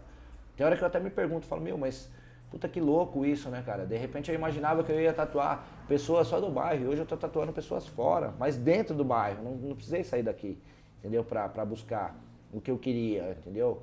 Realizar vamos colocar assim, aquele sonho que eu tinha. Entendeu? Eu consegui realizar aqui mesmo no bairro, entendeu? Então isso pra mim é muito importante, assim, cara, muito importante mesmo. Kleber, você chegou a trabalhar em algum outro estúdio? Cara, eu já trabalhei sim, mas não me adaptei não. Eu não consegui me adaptar não. Eu sempre fui assim, meio chato com essas coisas, entendeu? Sou chato até hoje, sou bem chatão mesmo. Até com meus trabalhos mesmo eu sou bem chato. Sou o tipo do cara que se eu não gostar do que eu vou fazer, eu não faço. Entendeu? Assim, se você vier aqui com um desenho pra mim tatuar e eu achar que eu não devo tatuar esse desenho em você, eu não vou te tatuar, entendeu? Pela grana eu não tatuo, entendeu? Eu tatuo pela arte, saca? Tá certo que eu sobrevivo disso aí. Infelizmente a gente sobrevive do dinheiro. Mas a arte pra mim em primeiro lugar, entendeu? Então eu não vou te tatuar qualquer coisa nunca, cara, assim. Eu vou sempre buscar alguma coisa, eu vou procurar o porquê que você tá querendo fazer isso. Se você tá preparada realmente pra ter uma tatuagem, ou se você não tá, entendeu? Eu acho isso muito importante, entendeu? E isso eu fui descobrindo através do tempo. Porque antigamente a gente fazia tatuagem, mas não se existia uma tatuagem grande. Ninguém tinha tatuagem grande. E hoje em dia o pessoal fecha o corpo inteiro. Então, pra isso, cara, você tem que ter uma certa postura, você tem que ter uma certa atitude, você tem que estar bem preparado para uma carreira de trabalho, entendeu? Se você vai poder trabalhar naquele lugar, se você não vai poder, se você vai sofrer preconceito, se você não vai sofrer preconceito, entendeu? Então eu vou ser hipócrita de chegar aqui e te tatuar sem te perguntar nada. Por quê? Porque de repente você está se formando para uma área administrativa, para alguma coisa assim, onde existe um certo preconceito da tatuagem, e de repente você vem tatuar um antebraço comigo, ou um pulso, ou o pescoço, e eu pela grana vou pegar e vou fazer. Entendeu? Eu vou estar te prejudicando. Mesmo tendo essa informação, eu vou estar te prejudicando. Então eu vou estar camuflando isso, eu vou estar mentindo para você. Então eu não vou ser o cara que você vai lembrar o resto da vida com bons olhos, entendeu? Você não vai lembrar de mim com bons olhos, porque depois você vai falar, puta, o cara podia ter me orientado, que merda que eu fiz na minha vida, entendeu? Então, através disso, você vai me carregar com coisas negativas, entendeu? Então eu tenho que te passar sempre coisas positivas. Então eu tenho que estar bem preparado para poder te atender, entendeu? Então a gente estuda bastante isso aí eu estudo muito, entendeu? A parte de escola eu deixei um pouco de lado, mas a minha parte profissional, aquilo que eu ia seguir pra mim, eu estudo bastante. Eu procuro todo dia estar melhorando, eu procuro todo dia estar obtendo informações, entendeu? Procuro todo dia estar pesquisando, vendo o trabalho de outros tatuadores, entendeu? Eu busco muito isso, entendeu? Eu busco muito mesmo. E Kleber, teve alguma que você fez que tenha sido uma especial, assim? Tem, Que tinha cara. marcado muito? Marcou pra caramba. Eu fiz uma tatuagem numa senhora de 74 anos, na convenção de Sorocaba. Inclusive, até postei ontem no meu Facebook a foto. E aquilo me marcou bastante, cara, porque me passou um videotape todinho da minha vida, cara. Da época que eu comecei, que eu tatuei um cara de 16 na época, né, que eu tinha a mesma idade, a gente tinha 14 para 16 anos. E de repente eu tá tatuando uma pessoa de 74 anos. Pessoas que a gente sempre... É uma idade que as pessoas sempre foram mais preconceituosas até, vamos colocar assim. Não sei se preconceituosas ou por falta de informação. Creio eu que mais por falta de informação, porque sempre se passou uma imagem distorcida da tatuagem, né? Sempre teve. A tatuagem ela só foi bem aceita quando ela entrou na mídia. Isso é muito chato, cara, porque quando ela entrou na mídia, o pessoal começou a ver a mina gostosa do Big Brother com uma tatuagem nas costas, o cara bonitão da Fazenda com a tatuagem. Isso começou a motivar muita gente, muita família, porque você teve mais acesso pra família. E antigamente não se tinha pessoas tatuadas na televisão, pessoas, né? Então não tinha esse lance, não tinha muita aparição, né, na mídia. E depois que começou a aparecer na mídia, se derrubou bastante o preconceito, até por ter mais informações até, né? Um ponto foi bom, um ponto foi ruim. E essa pessoa me motivou muito, assim, cara, me emocionou bastante na época mesmo, assim. Porque eu falei, putz, as pessoas que geralmente têm mais preconceito até, por ser de idade, hoje eu tô tatuando uma pessoa de 74 anos, puta, é muito louco, cara, você tatuar uma pessoa de 74 anos, aquela pele mais rígida, cara, mais sofridona mesmo, assim, do tempo, assim, cara. Então você tem que tatuar com mais cautela, com mais cuidado, com mó da hora. E a satisfação daquela pessoa que depois de ser tatuada, pô, esperar 74 anos de vida praticamente, né, meu? Vamos colocar aí 54 anos, vamos colocar que ela teve essa vontade com 20 anos de idade. 54 anos ela esperar pra fazer a primeira tatuagem, puta, é muito louco isso, cara. É muito louco, assim, foi um puta de um desenho simples, mas que pra mim foi o mais em tudo, entendeu? Assim, eu já tatuei várias coisas, cara. Desde fênix gigantes nas costas, desenho de realismo, desenho de comics, de tudo quanto foi coisa. Mas um gatinho preto que eu fiz desse tamaninho, pra mim, marcou minha vida toda, assim, saca, meu? Foi o barato mais louco que eu já fiz até hoje, assim, entendeu? Dentro da tatu. E Kleber, como é que é a receptividade do bairro em relação à tatuagem? Você tem clientes aqui da região? Tenho, cara, tenho bastante cliente do bairro, assim, amigos mesmo, de infância, caras que eu fiz muito cagado que hoje eu tô cobrindo. Mas eu tenho bastante, cara, assim, bastante cliente do bairro mesmo, assim, né? Porque o pessoal se tatua bastante com a gente aqui, assim, né? Até pela amizade que a gente tem, né, cara? Pelo jeito da gente atender. Eu acho muito importante você atender as pessoas com você ser verdadeiro para atender as pessoas, né, meu? Você mostrar aquilo que você é. Não adianta eu chegar aqui e me camuflar numa coisa que eu não sou e depois no dia a dia a pessoa vê eu diferente, aqui dentro eu ser uma pessoa e fora eu ser outra. Eu sou o mesmo cara em qualquer lugar, entendeu? Eu sou o mesmo cara humilde, não me deixo influenciar por qualquer coisa, assim. Tipo, já, que nem eu tava dizendo, tenho matérias em revistas, várias, prêmios em convenções, isso aí não me influencia em nada. Isso aí pra mim só é uma recompensa do trabalho que eu tô fazendo. Entendeu? Então, isso aí nada mais é do que uma gratificação que eu tenho, porque eu não tenho um 13º salário no ano, então eu tenho a recompensa do prêmio, que isso aí pra mim é um 13º salário que eu ganhei, uma bonificação aí, um PRL que eles dizem, né, nas indústrias. Então isso aí pra mim é isso aí. Eu não deixo isso aí subir a minha mente, não. E Kleber, como foi a história de montar o estúdio, com essa conquista, assim? Então, cara, essa história mesmo, na época, eu fui motivado mesmo pelo lance de eu estar trabalhando em algum estúdio e até mesmo pelas pessoas até serem um pouco arrogantes, saca? Eu via muita arrogância, porque é tipo assim, eu sou um artista e você é o cliente. Eu falo o que eu quiser pra você e você me ouve. E você vai ficar aqui me esperando aqui e eu sou o dono de tudo. Entendeu? Então eu não gostava desse tipo de arrogância. E eu falei, um dia eu vou montar uma loja pra mim, onde eu vou atender meus clientes todos iguais e todos os meus clientes vão ser meus amigos. Entendeu? E as pessoas vão me procurar, independente de eu estar tatuando ela ou não. Entendeu? Ela vai me procurar pra vir aqui no estúdio pra tomar um café, pra tomar um suco, pra tomar um refrigerante, pra trocar uma ideia. Entendeu? É isso que eu quero. Eu não quero o cara vir me procurar pelo profissional só. Entendeu? Eu quero que o cara venha me procurar porque eu fiz alguma coisa legal nele e assim eu me tornei amigo dele. Entendeu? Pelo lance da aproximação. Porque eu vou marcar você, você vai estar lembrando de mim o resto da tua vida. Toda hora que você olhar no espelho, você vai lembrar de mim, você vai ver sua tatuagem ali, você vai lembrar de quem fez. Entendeu? E hoje eu vejo, muitas das vezes, clientes que vêm aqui, às vezes com tatuagens de outros tatuadores, e aí você fala, pô, meu, quem que fez? Aí o cara fala, puta, nem lembro mais o nome do cara. Por que que ele não lembra mais o nome do cara? Porque aquilo não foi marcante pra ele. Não teve importância pra ele. Ele fez por impulso. E o cara não fez por onde marcar aquilo pra ele. A presença que ele teve no estúdio, o momento que ele estava tatuando, entendeu? As brincadeiras que ele poderia fazer com esse cliente, entendeu? Pra poder marcar, pra ele poder lembrar o resto da vida dele, cara. Com bons olhos da pessoa, entendeu? Porque é só assim que você consegue atingir um objetivo na sua vida. E outra coisa, você consegue, espiritualmente, você consegue benefícios também. Porque aquela pessoa ela vai estar sempre falando bem de você. Espiritualmente você vai estar tranquilo. Porque a partir do momento que a pessoa começa a falar mal de você, aí você tem uma sobrecarga violenta aí, né, meu? E a gente troca energias, é uma troca de energia, cara. Eu tô te furando, é contato direto, é contato com sangue, é contato com...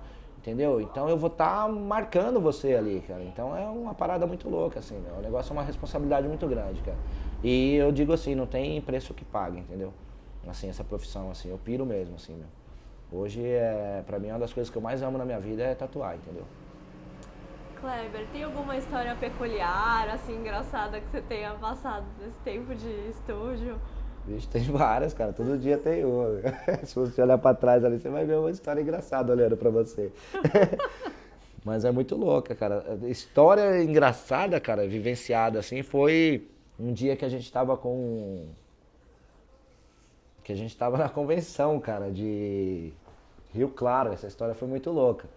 E a gente não arrumava lugar pra gente almoçar, cara. A gente tava no hotel e todo lugar que a gente ia, não tinha arroz e feijão pra gente comer, cara. Era só, você perguntava pro cara do hotel, meu, tem um restaurante aqui? O cara falava pra você, tem um restaurante árabe ali, um restaurante italiano. Parecia que a gente tava no Brasil, cara. Porque não tinha comida brasileira, só tinha comida de outros países.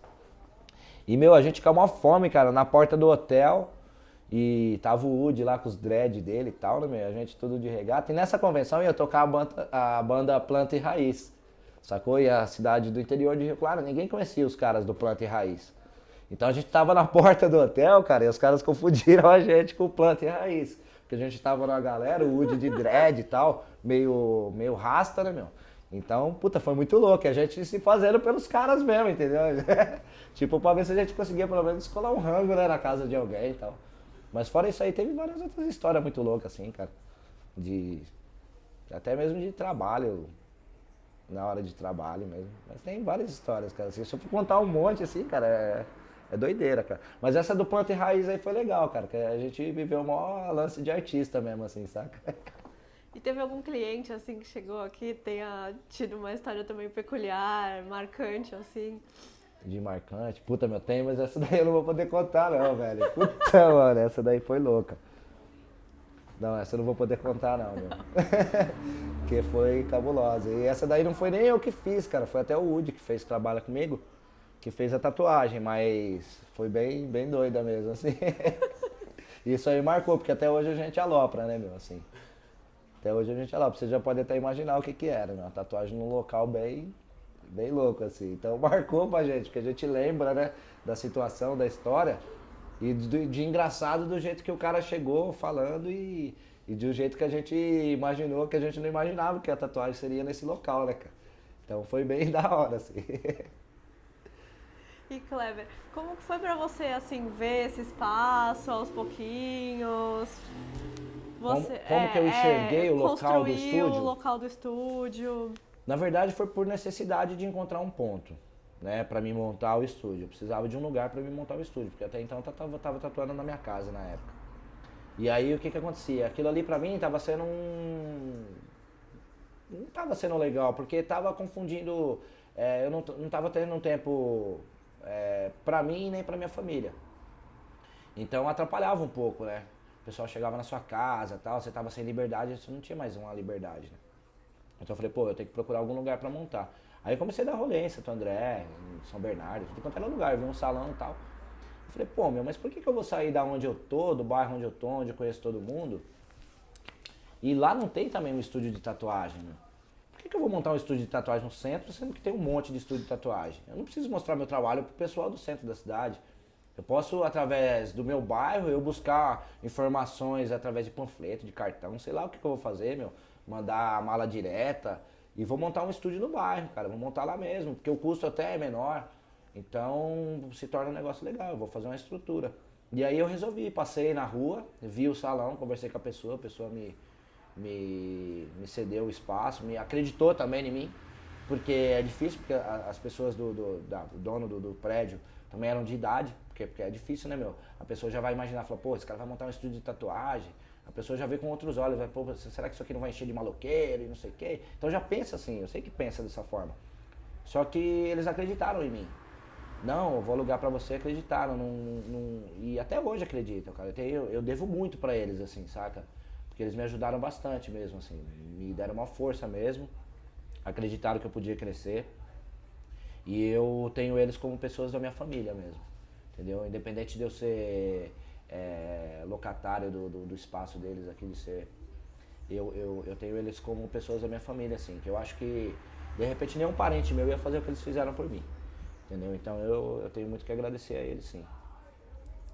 Agora eu vou só encaminhar a entrevista para uma parte mais final, assim, você quer fazer mais uma pergunta? Queria saber quantos anos tem o estúdio? Então, o estúdio ele tá com 10 anos de idade já. A gente já tá com 10 anos de idade, né? E a gente fica até feliz por isso, porque para você sobreviver hoje dentro do comércio hoje, sem a gente mudar de endereço, sem a gente estar pulando daqui para lá, de lá para cá, a gente sempre manteve aqui a loja. Porque eu conheço muita gente que monta o estúdio num lugar, aí você faz uma tatuagem com o cara, você vai procurar o cara, chega lá, o cara já não tá mais naquele lugar, entendeu? Então eu acho bem legal esse lance da gente estar aqui, né? E há 10 anos no mesmo lugar, a equipe mesmo, né, meu? A gente tem maior irmandade mesmo total, entendeu? A gente não briga por nada, sabe? A gente nunca teve discussão assim. Lógico que a gente discute, mas não em brigas. A gente discute em relação para melhorar as coisas, pra gente um aconselhando o outro, entendeu? Essa irmandade existe aqui dentro, entendeu? A gente não se desfaz de nenhum, não, entendeu? Ninguém aqui é melhor do que ninguém. Todos aqui são iguais, entendeu? Então, o cliente ele procura o Woody para tatuar porque gosta do trabalho dele, procura do meu porque gosta do meu trabalho, procura o Luiz que trabalha com a gente aqui também porque gosta do atendimento dele, do Charlie, porque gosta do trabalho, entendeu? Então é bem legal. Quando eu comecei sozinho, depois de alguns meses o Woody veio trabalhar comigo, então praticamente tá desde o começão mesmo, assim, saca? Ele já começou junto comigo aí, depois de acho que uns 2, 3 meses, né? E a gente tá nessa batalha e hoje a gente tá numa equipe maior, em 4 pessoas, né? Contando com nós dois, mais 2. E sobrevivendo disso aí, cara, através do nosso trabalho, daquilo que eu te falei do atendimento, que é muito mais importante até, porque a gente consegue cativar os clientes, entendeu? Isso pra gente é muito importante, os clientes acabam virando amigos mesmo. E a gente quer isso, entendeu? Aproximação com o cliente. Porque se você faz um trabalho com a gente, precisa de qualquer tipo de informação da gente, ou qualquer tipo de ajuda mesmo para cuidados e tudo, então a gente tem que estar próximo ao cliente. Não adianta fazer uma tatuagem de você esquecer em você e esquecer você pro resto da vida, não adianta. Isso é bem legal. Por isso que a gente está sobrevivendo aí a esses 10 anos aí de existência que tem o The Drunk Tattoo aqui em Mauá, no Santa Maria, né? Kleber, e as suas tatuagens? Você tem alguma que tem uma história? Qual foi a primeira que fizeram em você? Ah, cara, a primeira que eu fiz foi com 14 anos, acho. 14 para 15 anos. É bem feia mesmo. Mas eu tenho ela até hoje, cara, assim, eu desencano, assim, de querer cobrir, né, assim. Porque foi uma tatuagem que marcou uma parte da minha vida, né, meu? Então eu tenho ela até hoje, que é na perna, uma tatuagem, que eu nem sei o que é direito. É tipo um dragão, quer que eu mostre? Pode mostrar. É mó tosca, cara, assim, saca? Ó, é muito punk mesmo. É tipo uma japonesinha. Ah, nem sei se é uma japonesa. E era muito mal feita, cara, porque isso aqui é tudo no nanquim, com agulha de costura. Mas eu gosto dela. E tem as outras, né, cara, assim, são algumas aí. E quem que faz? Você tem um tatuador? Não, assim? cara, a gente vai fazendo tatuagem no outro. Não tem aquele tatuador assim, ah, não, eu quero tatuar com a Kate Von D. Não tem esse negócio, meu. Eu quero tatuar com o cara que me passe uma confiança, entendeu? O cara que tá do meu lado ali, entendeu? É isso que eu quero fazer, entendeu? Não adianta nada eu querer tatuar com um cara, eu chegar no estúdio de um cara, mesmo eu sendo tatuador. Se eu chegar no estúdio de um cara e o cara me tratar com arrogância, cara, eu não vou fazer um trabalho com ele nunca. Entendeu? E conheço vários que são assim. Conheço vários, entendeu? Isso em qualquer profissão existe. E na nossa ainda existe muito mais, entendeu? Existe muito mais. E pra gente é complicado isso aí, porque a gente não consegue lidar com essa situação. Porque até pelo fato da gente ser até bem humilde mesmo, a gente não consegue estar do lado de pessoas arrogantes, entendeu? Então a gente acaba se afastando um pouco, né? E esse lance da gente estar no bairro mesmo aqui é até legal, porque a gente está bem afastado de algumas pessoas arrogantes, que pra gente não faz nem diferença, nem soma, nem multiplica em nada, tá ligado? E quando chega alguém novo aqui, tem alguma especialidade de cada um, assim, alguma coisa que um gosta mais de fazer? Então, do que meu, o tem, outro? velho, isso aí tem sim, cara. Conta isso aí pra tem. gente, Puta, então. mas isso aí é mó barato também, porque é bem importante isso aí no estúdio. Tem o Woody que gosta de fazer um lance mais psicodélico, assim, né, meu? Uns trampos mais diferentão, umas artes novu, assim, uns negócios assim, né? Que eu acho legal também, um puta trampo diferente. E só que o pessoal ainda não tem tanta informação a respeito desse trabalho. É até legal que a gente vai começar também a passar bastante informação disso aí pros clientes também, que é bem legal, é bem diferenciado, um trabalho bem louco. A parte de body art também que ele faz, né, de modificação corporal, essas coisas todas, que eu acho bem legal. E pela região aqui hoje, eu não só colocar assim que eu acredito que não tem, eu sei que não tem um trabalho de body art feito como a gente faz aqui no estúdio, através do profissionalismo dele mesmo, entendeu? Tanto de modificação corporal, de piercing, dessas coisas. Então não existe. Hoje aqui na região do ABC não tem, cara. Então isso aí a gente tem que, eu dou até graças a Deus aí que, porra, o estúdio tá à frente disso aí, entendeu? E na parte de, eu mesmo já sou mais focado no comics, no desenho animado, no 3D, essas paradas assim, eu sou mais fissuradão, meu. Eu já gosto mais dessas coisas assim, desenho animado, entendeu? Até mesmo pelo lance meu mais de infância, da época de Hanna-Barbera, essas coisas me influenciou bastante, os desenhos. Então eu gosto muito de coisa coloridona, saca? Eu gosto bastante mesmo. E é o que mais me foca. Não sou focado no lance oriental, não sou muito, né, meu, assim, fanático ao trabalho oriental. Acho bonito algumas coisas, Mas eu acho que falta muita informação ainda pro pessoal se tatuar um lance oriental. Você tem que ter um conhecimento legal pra você poder tatuar uma coisa. Não adianta nada chegar em você e tatuar um dragão em você porque você acha bonito um dragão. Não é assim, a tatuagem não é você achar bonito. Se fosse assim, eu ia encher meu corpo com o rosto da Marilyn Monroe, com um monte de mulher bonita, né, cara? Porque tem um monte de coisa bonita, né, cara? De carro bonito, você tatuar um monte de carro bonito em você, só porque é bonito? Não. É a mesma coisa você tatuar um dragão. Eu vou tatuar porque eu acho bonito. Não, você tem que tatuar porque você tem que ter um conhecimento daquilo, se é aquilo mesmo que você quer pra você, se é isso que que importa pra você, aquilo ali, né, a tatuagem, né? Mas não fazer por impulso, não é legal, não. Tem o Charlie que já é voltado mais pro lado oriental, entendeu? Que já gosta mais, que já tem um conhecimento maior, que estuda mais a respeito disso aí, entendeu? Porque todos os trabalhos que a gente faz aqui é estudado, entendeu? O Woody, com o trabalho que ele faz, ele estuda aquilo que ele vai fazer. O trabalho que eu faço também, eu estudo o que eu vou fazer, entendeu? É aquilo que eu tava te falando, a gente não te tatua qualquer coisa. E o Charlie é a mesma coisa, né? Tem o gerenciamento, que é do Luiz, faz a parte do gerenciamento pra gente, da parte da vendagem, dos acessórios, a parte de contabilidade do estúdio, tudo ele que faz isso aí pra gente. O atendimento é ele que faz, entendeu?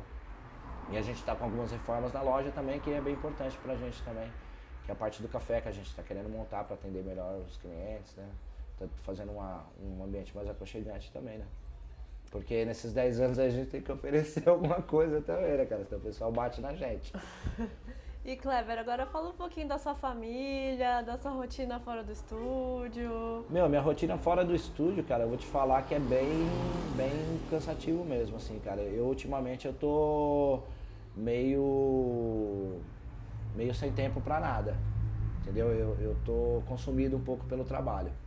Então eu tô vivendo bem mais pro estúdio do que pra minha própria família, entendeu? Mais pro meu trabalho do que pra minha própria família. Isso até é um pouco prejudicial, porque tá me consumindo bastante, entendeu? Mas é que nem eu te falei, é aquilo que eu gosto e o tempo da gente é bem curto, porque além dos trabalhos que a gente faz, de tatuar, a gente ainda tem o trabalho de criação, né? Então a gente tem que criar desenhos, o cliente te liga, te pede um desenho, você tem que estar fazendo, né? Tem as desistências de trabalho, às vezes você se programa para fazer um trabalho, a pessoa te liga desistindo, não vou fazer mais, tal. Então você perdeu aquele certo tempo, né? Criando ou procurando informações, né? Então isso te consome bastante, né? Então o lance da família fica bem precário. E você é casado, tem filhos? Tenho filho, sim, meu. E como você conheceu sua esposa? Putz, cara, conheci... Puta, nem lembro, falar a verdade pra você que eu tava bêbado no dia, cara. Mas eu conheci ela no rolê, assim, dando um rolê e tal. Aí conheci, né? E aí a gente começou a namorar e estamos casados aí. E agora, Kleber, vou passar a fazer uma parte mais avaliativa. Certo. O que significa pra você o Sônia Maria, morar aqui, ter teu trabalho aqui? Significa pra mim o Sônia Maria, cara, o Sônia Maria significa a minha história de vida, né, meu? Minha história de vida tá toda aqui, né? Minha história de vida tá toda aqui. Cada esquina que eu viro, cada viela dessa aqui que eu desço, eu vejo minha história de vida, porque eu andei isso aqui, né, cara? Tudo, né? Rua por rua, tudo. Então, qualquer parede que eu olhar aqui no Sônia Maria, eu vou estar lembrando de alguma coisa, né? Da minha infância, ou da minha adolescência, ou de uma namorada que eu tive, ou de alguma coisa. Não que isso pra mim seja, né? O cara ainda pensa na namorada. Não é. É porque eu tô passando naquele lugar, às vezes você vai, né? Lembrar daquilo, né, cara? Então, eu acho muito louco isso aí. Isso aí pra mim é bem importante mesmo.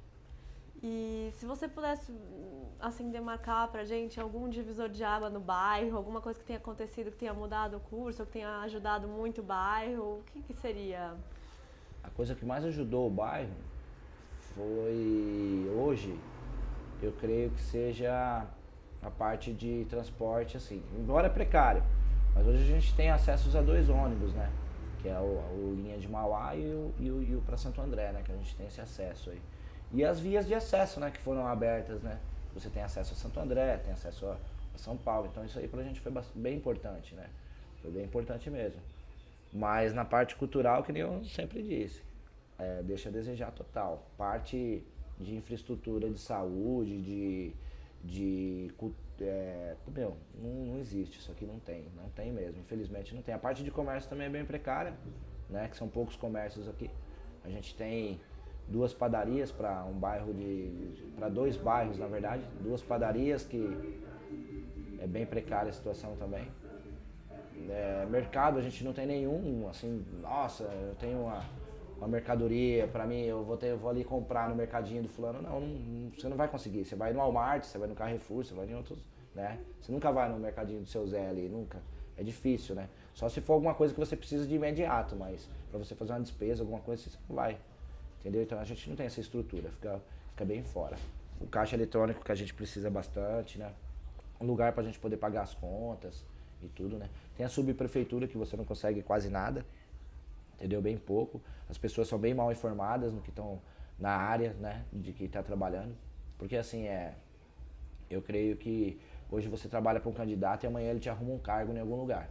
Independente desse cargo onde seja. Entendeu? De repente você estudou música e está desempregado e aí o que acontece? Você trabalhou para um candidato nessa eleição, aí o que ele vai fazer? Ele vai te jogar lá na vigilância sanitária, aí você vai vir fazer uma inspeção aqui no meu estúdio e você não tem conhecimento nenhum da área, entendeu? Que nem aconteceu com a gente aqui, a gente teve esse problema, entendeu? O pessoal não conhecia nada sobre vigilância sanitária, dos procedimentos que eram para ser tomados na área da saúde aqui no estúdio. Você vai no posto de saúde, é a mesma coisa, o atendimento das pessoas que estão lá é cargo público de pessoas que te prometeram um cargo, então a pessoa que vai te atender, ela vai te atender mal porque ali não é a profissão dela, cara. Ela vai te tratar mal, ela não gosta do que ela tá fazendo, entendeu? A prefeitura, a subprefeitura aqui, você vai obter uma informação de uma caçamba de entulho ou de onde você tem que pagar a conta, uma conta de luz, alguma coisa, eles não vão saber te informar, entendeu? Ele vai te dar uma informação totalmente distorcida. Até porque, para poder sair daquele assunto, porque ele não tem uma informação. Se você prolongar o assunto com ele, ele já vai ficar perdido. Então ele já te dá uma resposta de um não, que ele não sabe onde você tem que resolver, ele te manda para algum lugar bem longe, onde não é o local correto, para poder sair daquele assunto.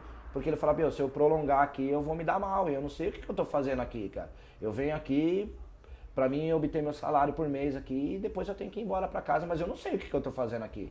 Saca? Eu não sei. Se você aparecer com um monte de papel pra ele e falar, meu, onde eu procuro isso aqui, ó? Onde eu encontro um médico, ginecologista, um ortopedista que possa me atender agora porque no posto não tem médico. Onde que eu consigo fazer isso? Ele vai olhar e falar, meu, não sei, vai lá no Nardini. Ele não vai saber, ou ele vai pegar um telefone pra obter uma informação. Entendeu? Então é muito mal preparado as pessoas pra trabalhar, pra trabalhar nesse cargo, nos cargos públicos hoje em dia.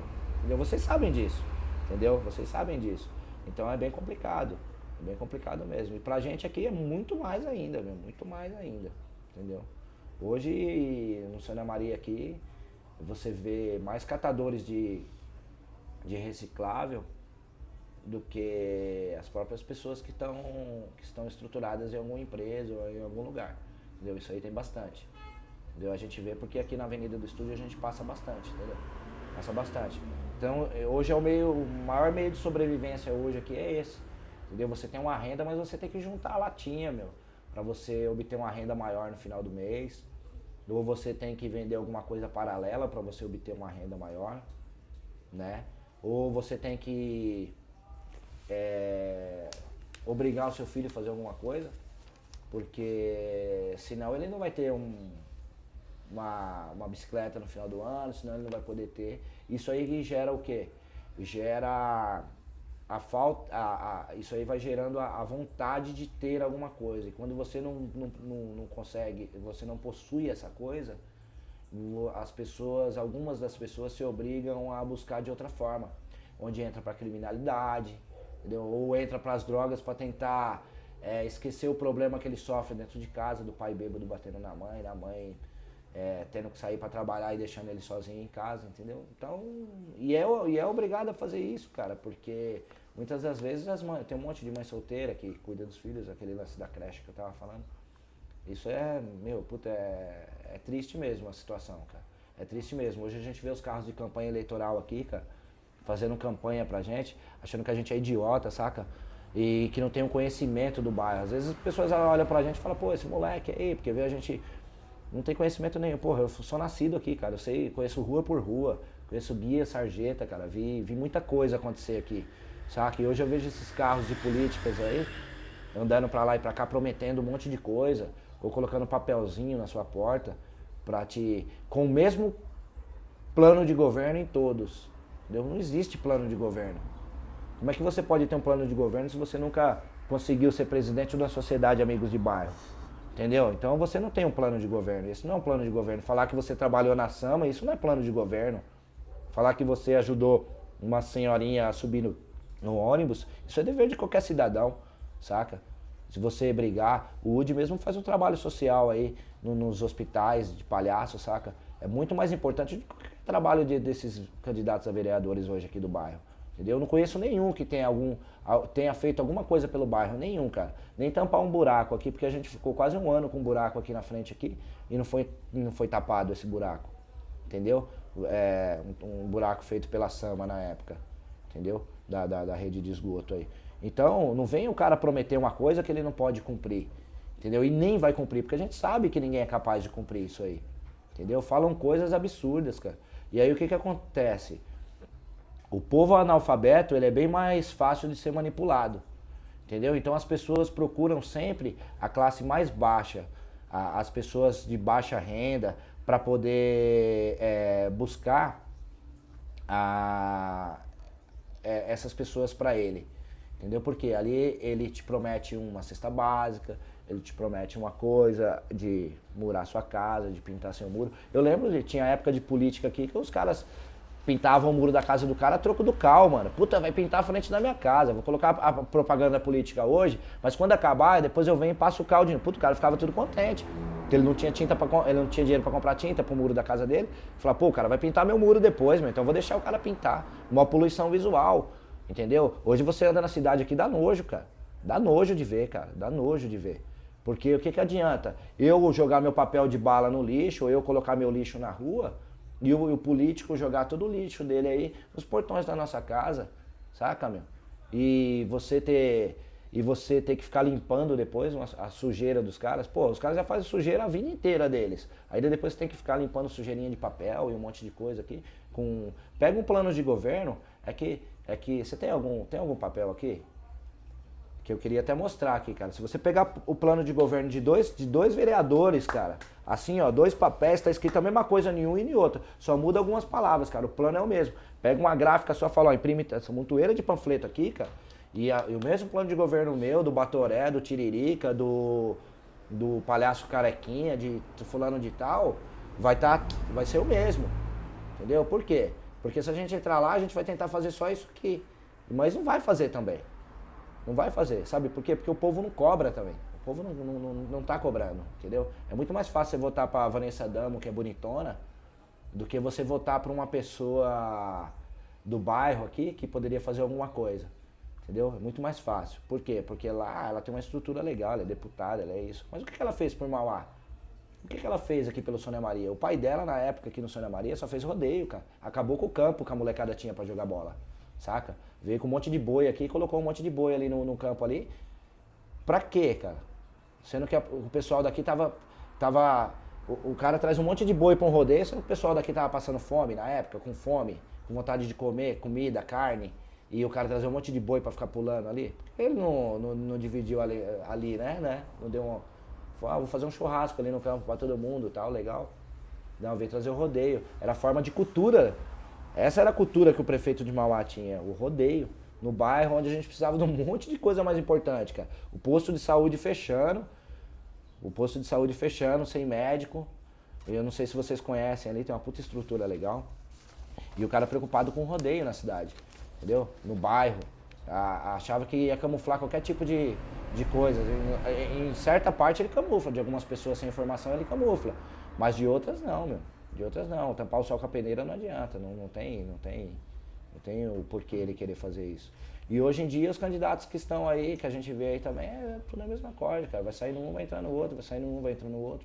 Entendeu? E você vai acreditar em quem? Você tem que acreditar no ser humano, né? E quem que é o ser humano que você pode acreditar? Nas pessoas que moram no seu bairro, velho. As pessoas que estão aí no dia a dia, na luta, que você vê pegando o busão de manhã pra ir trabalhar, entendeu? Saindo tardão, passando aqui cansadão do trampo, entendeu? Esses são as verdadeiras pessoas que a gente deve acreditar. Não a pessoa que vem aqui que lembra de você. Eu tô até com nojo, cara, de ficar aqui na frente do estúdio às vezes e ficar olhando esses carros de campanha, cara. Porque você vê o cara passar aqui uma vez por ano, cara. O cara é morador do bairro mesmo aí, meu. e passa aqui falando besteira, saca? Passa falando besteira. Então eu acredito que o povo ainda vai se conscientizar e vai começar a cobrar mais, cara. Eu pretendo, eu gostaria, cara, assim, que as pessoas que vissem até essas matérias que a gente tá passando aí, falando, entendeu? Lembrasse um pouco do que eu falei, das coisas que a gente tinha e hoje não tem mais, das coisas que a gente necessita, entendeu? E são várias coisas que a gente necessita.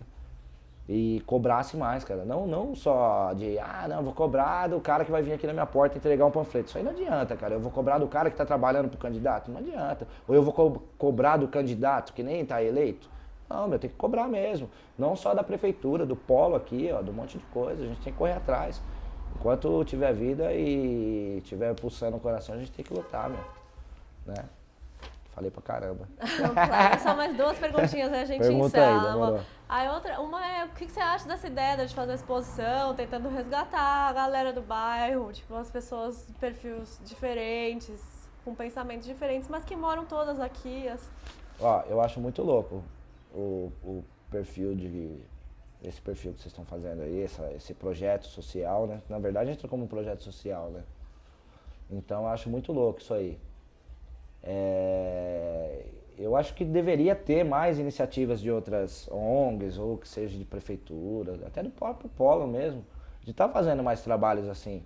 Para você, isso é uma forma de você reivindicar, de você falar o que você pensa e as pessoas ouvirem, né? E ver realmente o que é necessário para o bairro ou para qualquer tipo de estrutura que você esteja focado ali.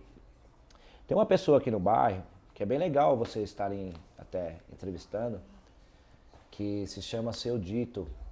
É um dos moradores bem antigos, ele mora aqui na rua Carmen Miranda. Eu acho bem legal também, porque ele tem muito conhecimento do Sônia Maria também, entendeu? Ele é conhecido como Dito Mazzaropi, vocês vão encontrar ele aqui do lado do restaurante, aqui nessa própria rua aqui. Então eu acho bem legal, porque é um dos moradores bem antigos aqui também, do Sônia Maria, né? Ele tem muita história, bem mais do que eu ainda para contar. Entendeu? Bem mais mesmo, até de prefeitos que passaram aqui, eu tenho certeza que ele vai saber o nome de todos, entendeu? E a gente já teve prefeitos bons aqui no Sônia Maria, para Mauá. A gente já teve prefeitos bons, que trouxe a rede de esgoto pra gente, que trouxe a parte de iluminação pública, entendeu? Que foi o Amaury Fioravante na época, que trouxe isso pra gente. Infelizmente, eu não sou muito a favor de política, não gosto de política, na verdade, tanto que eu voto nulo. Mas quando o trabalho é feito, tem que ser reconhecido e tem que ser falado.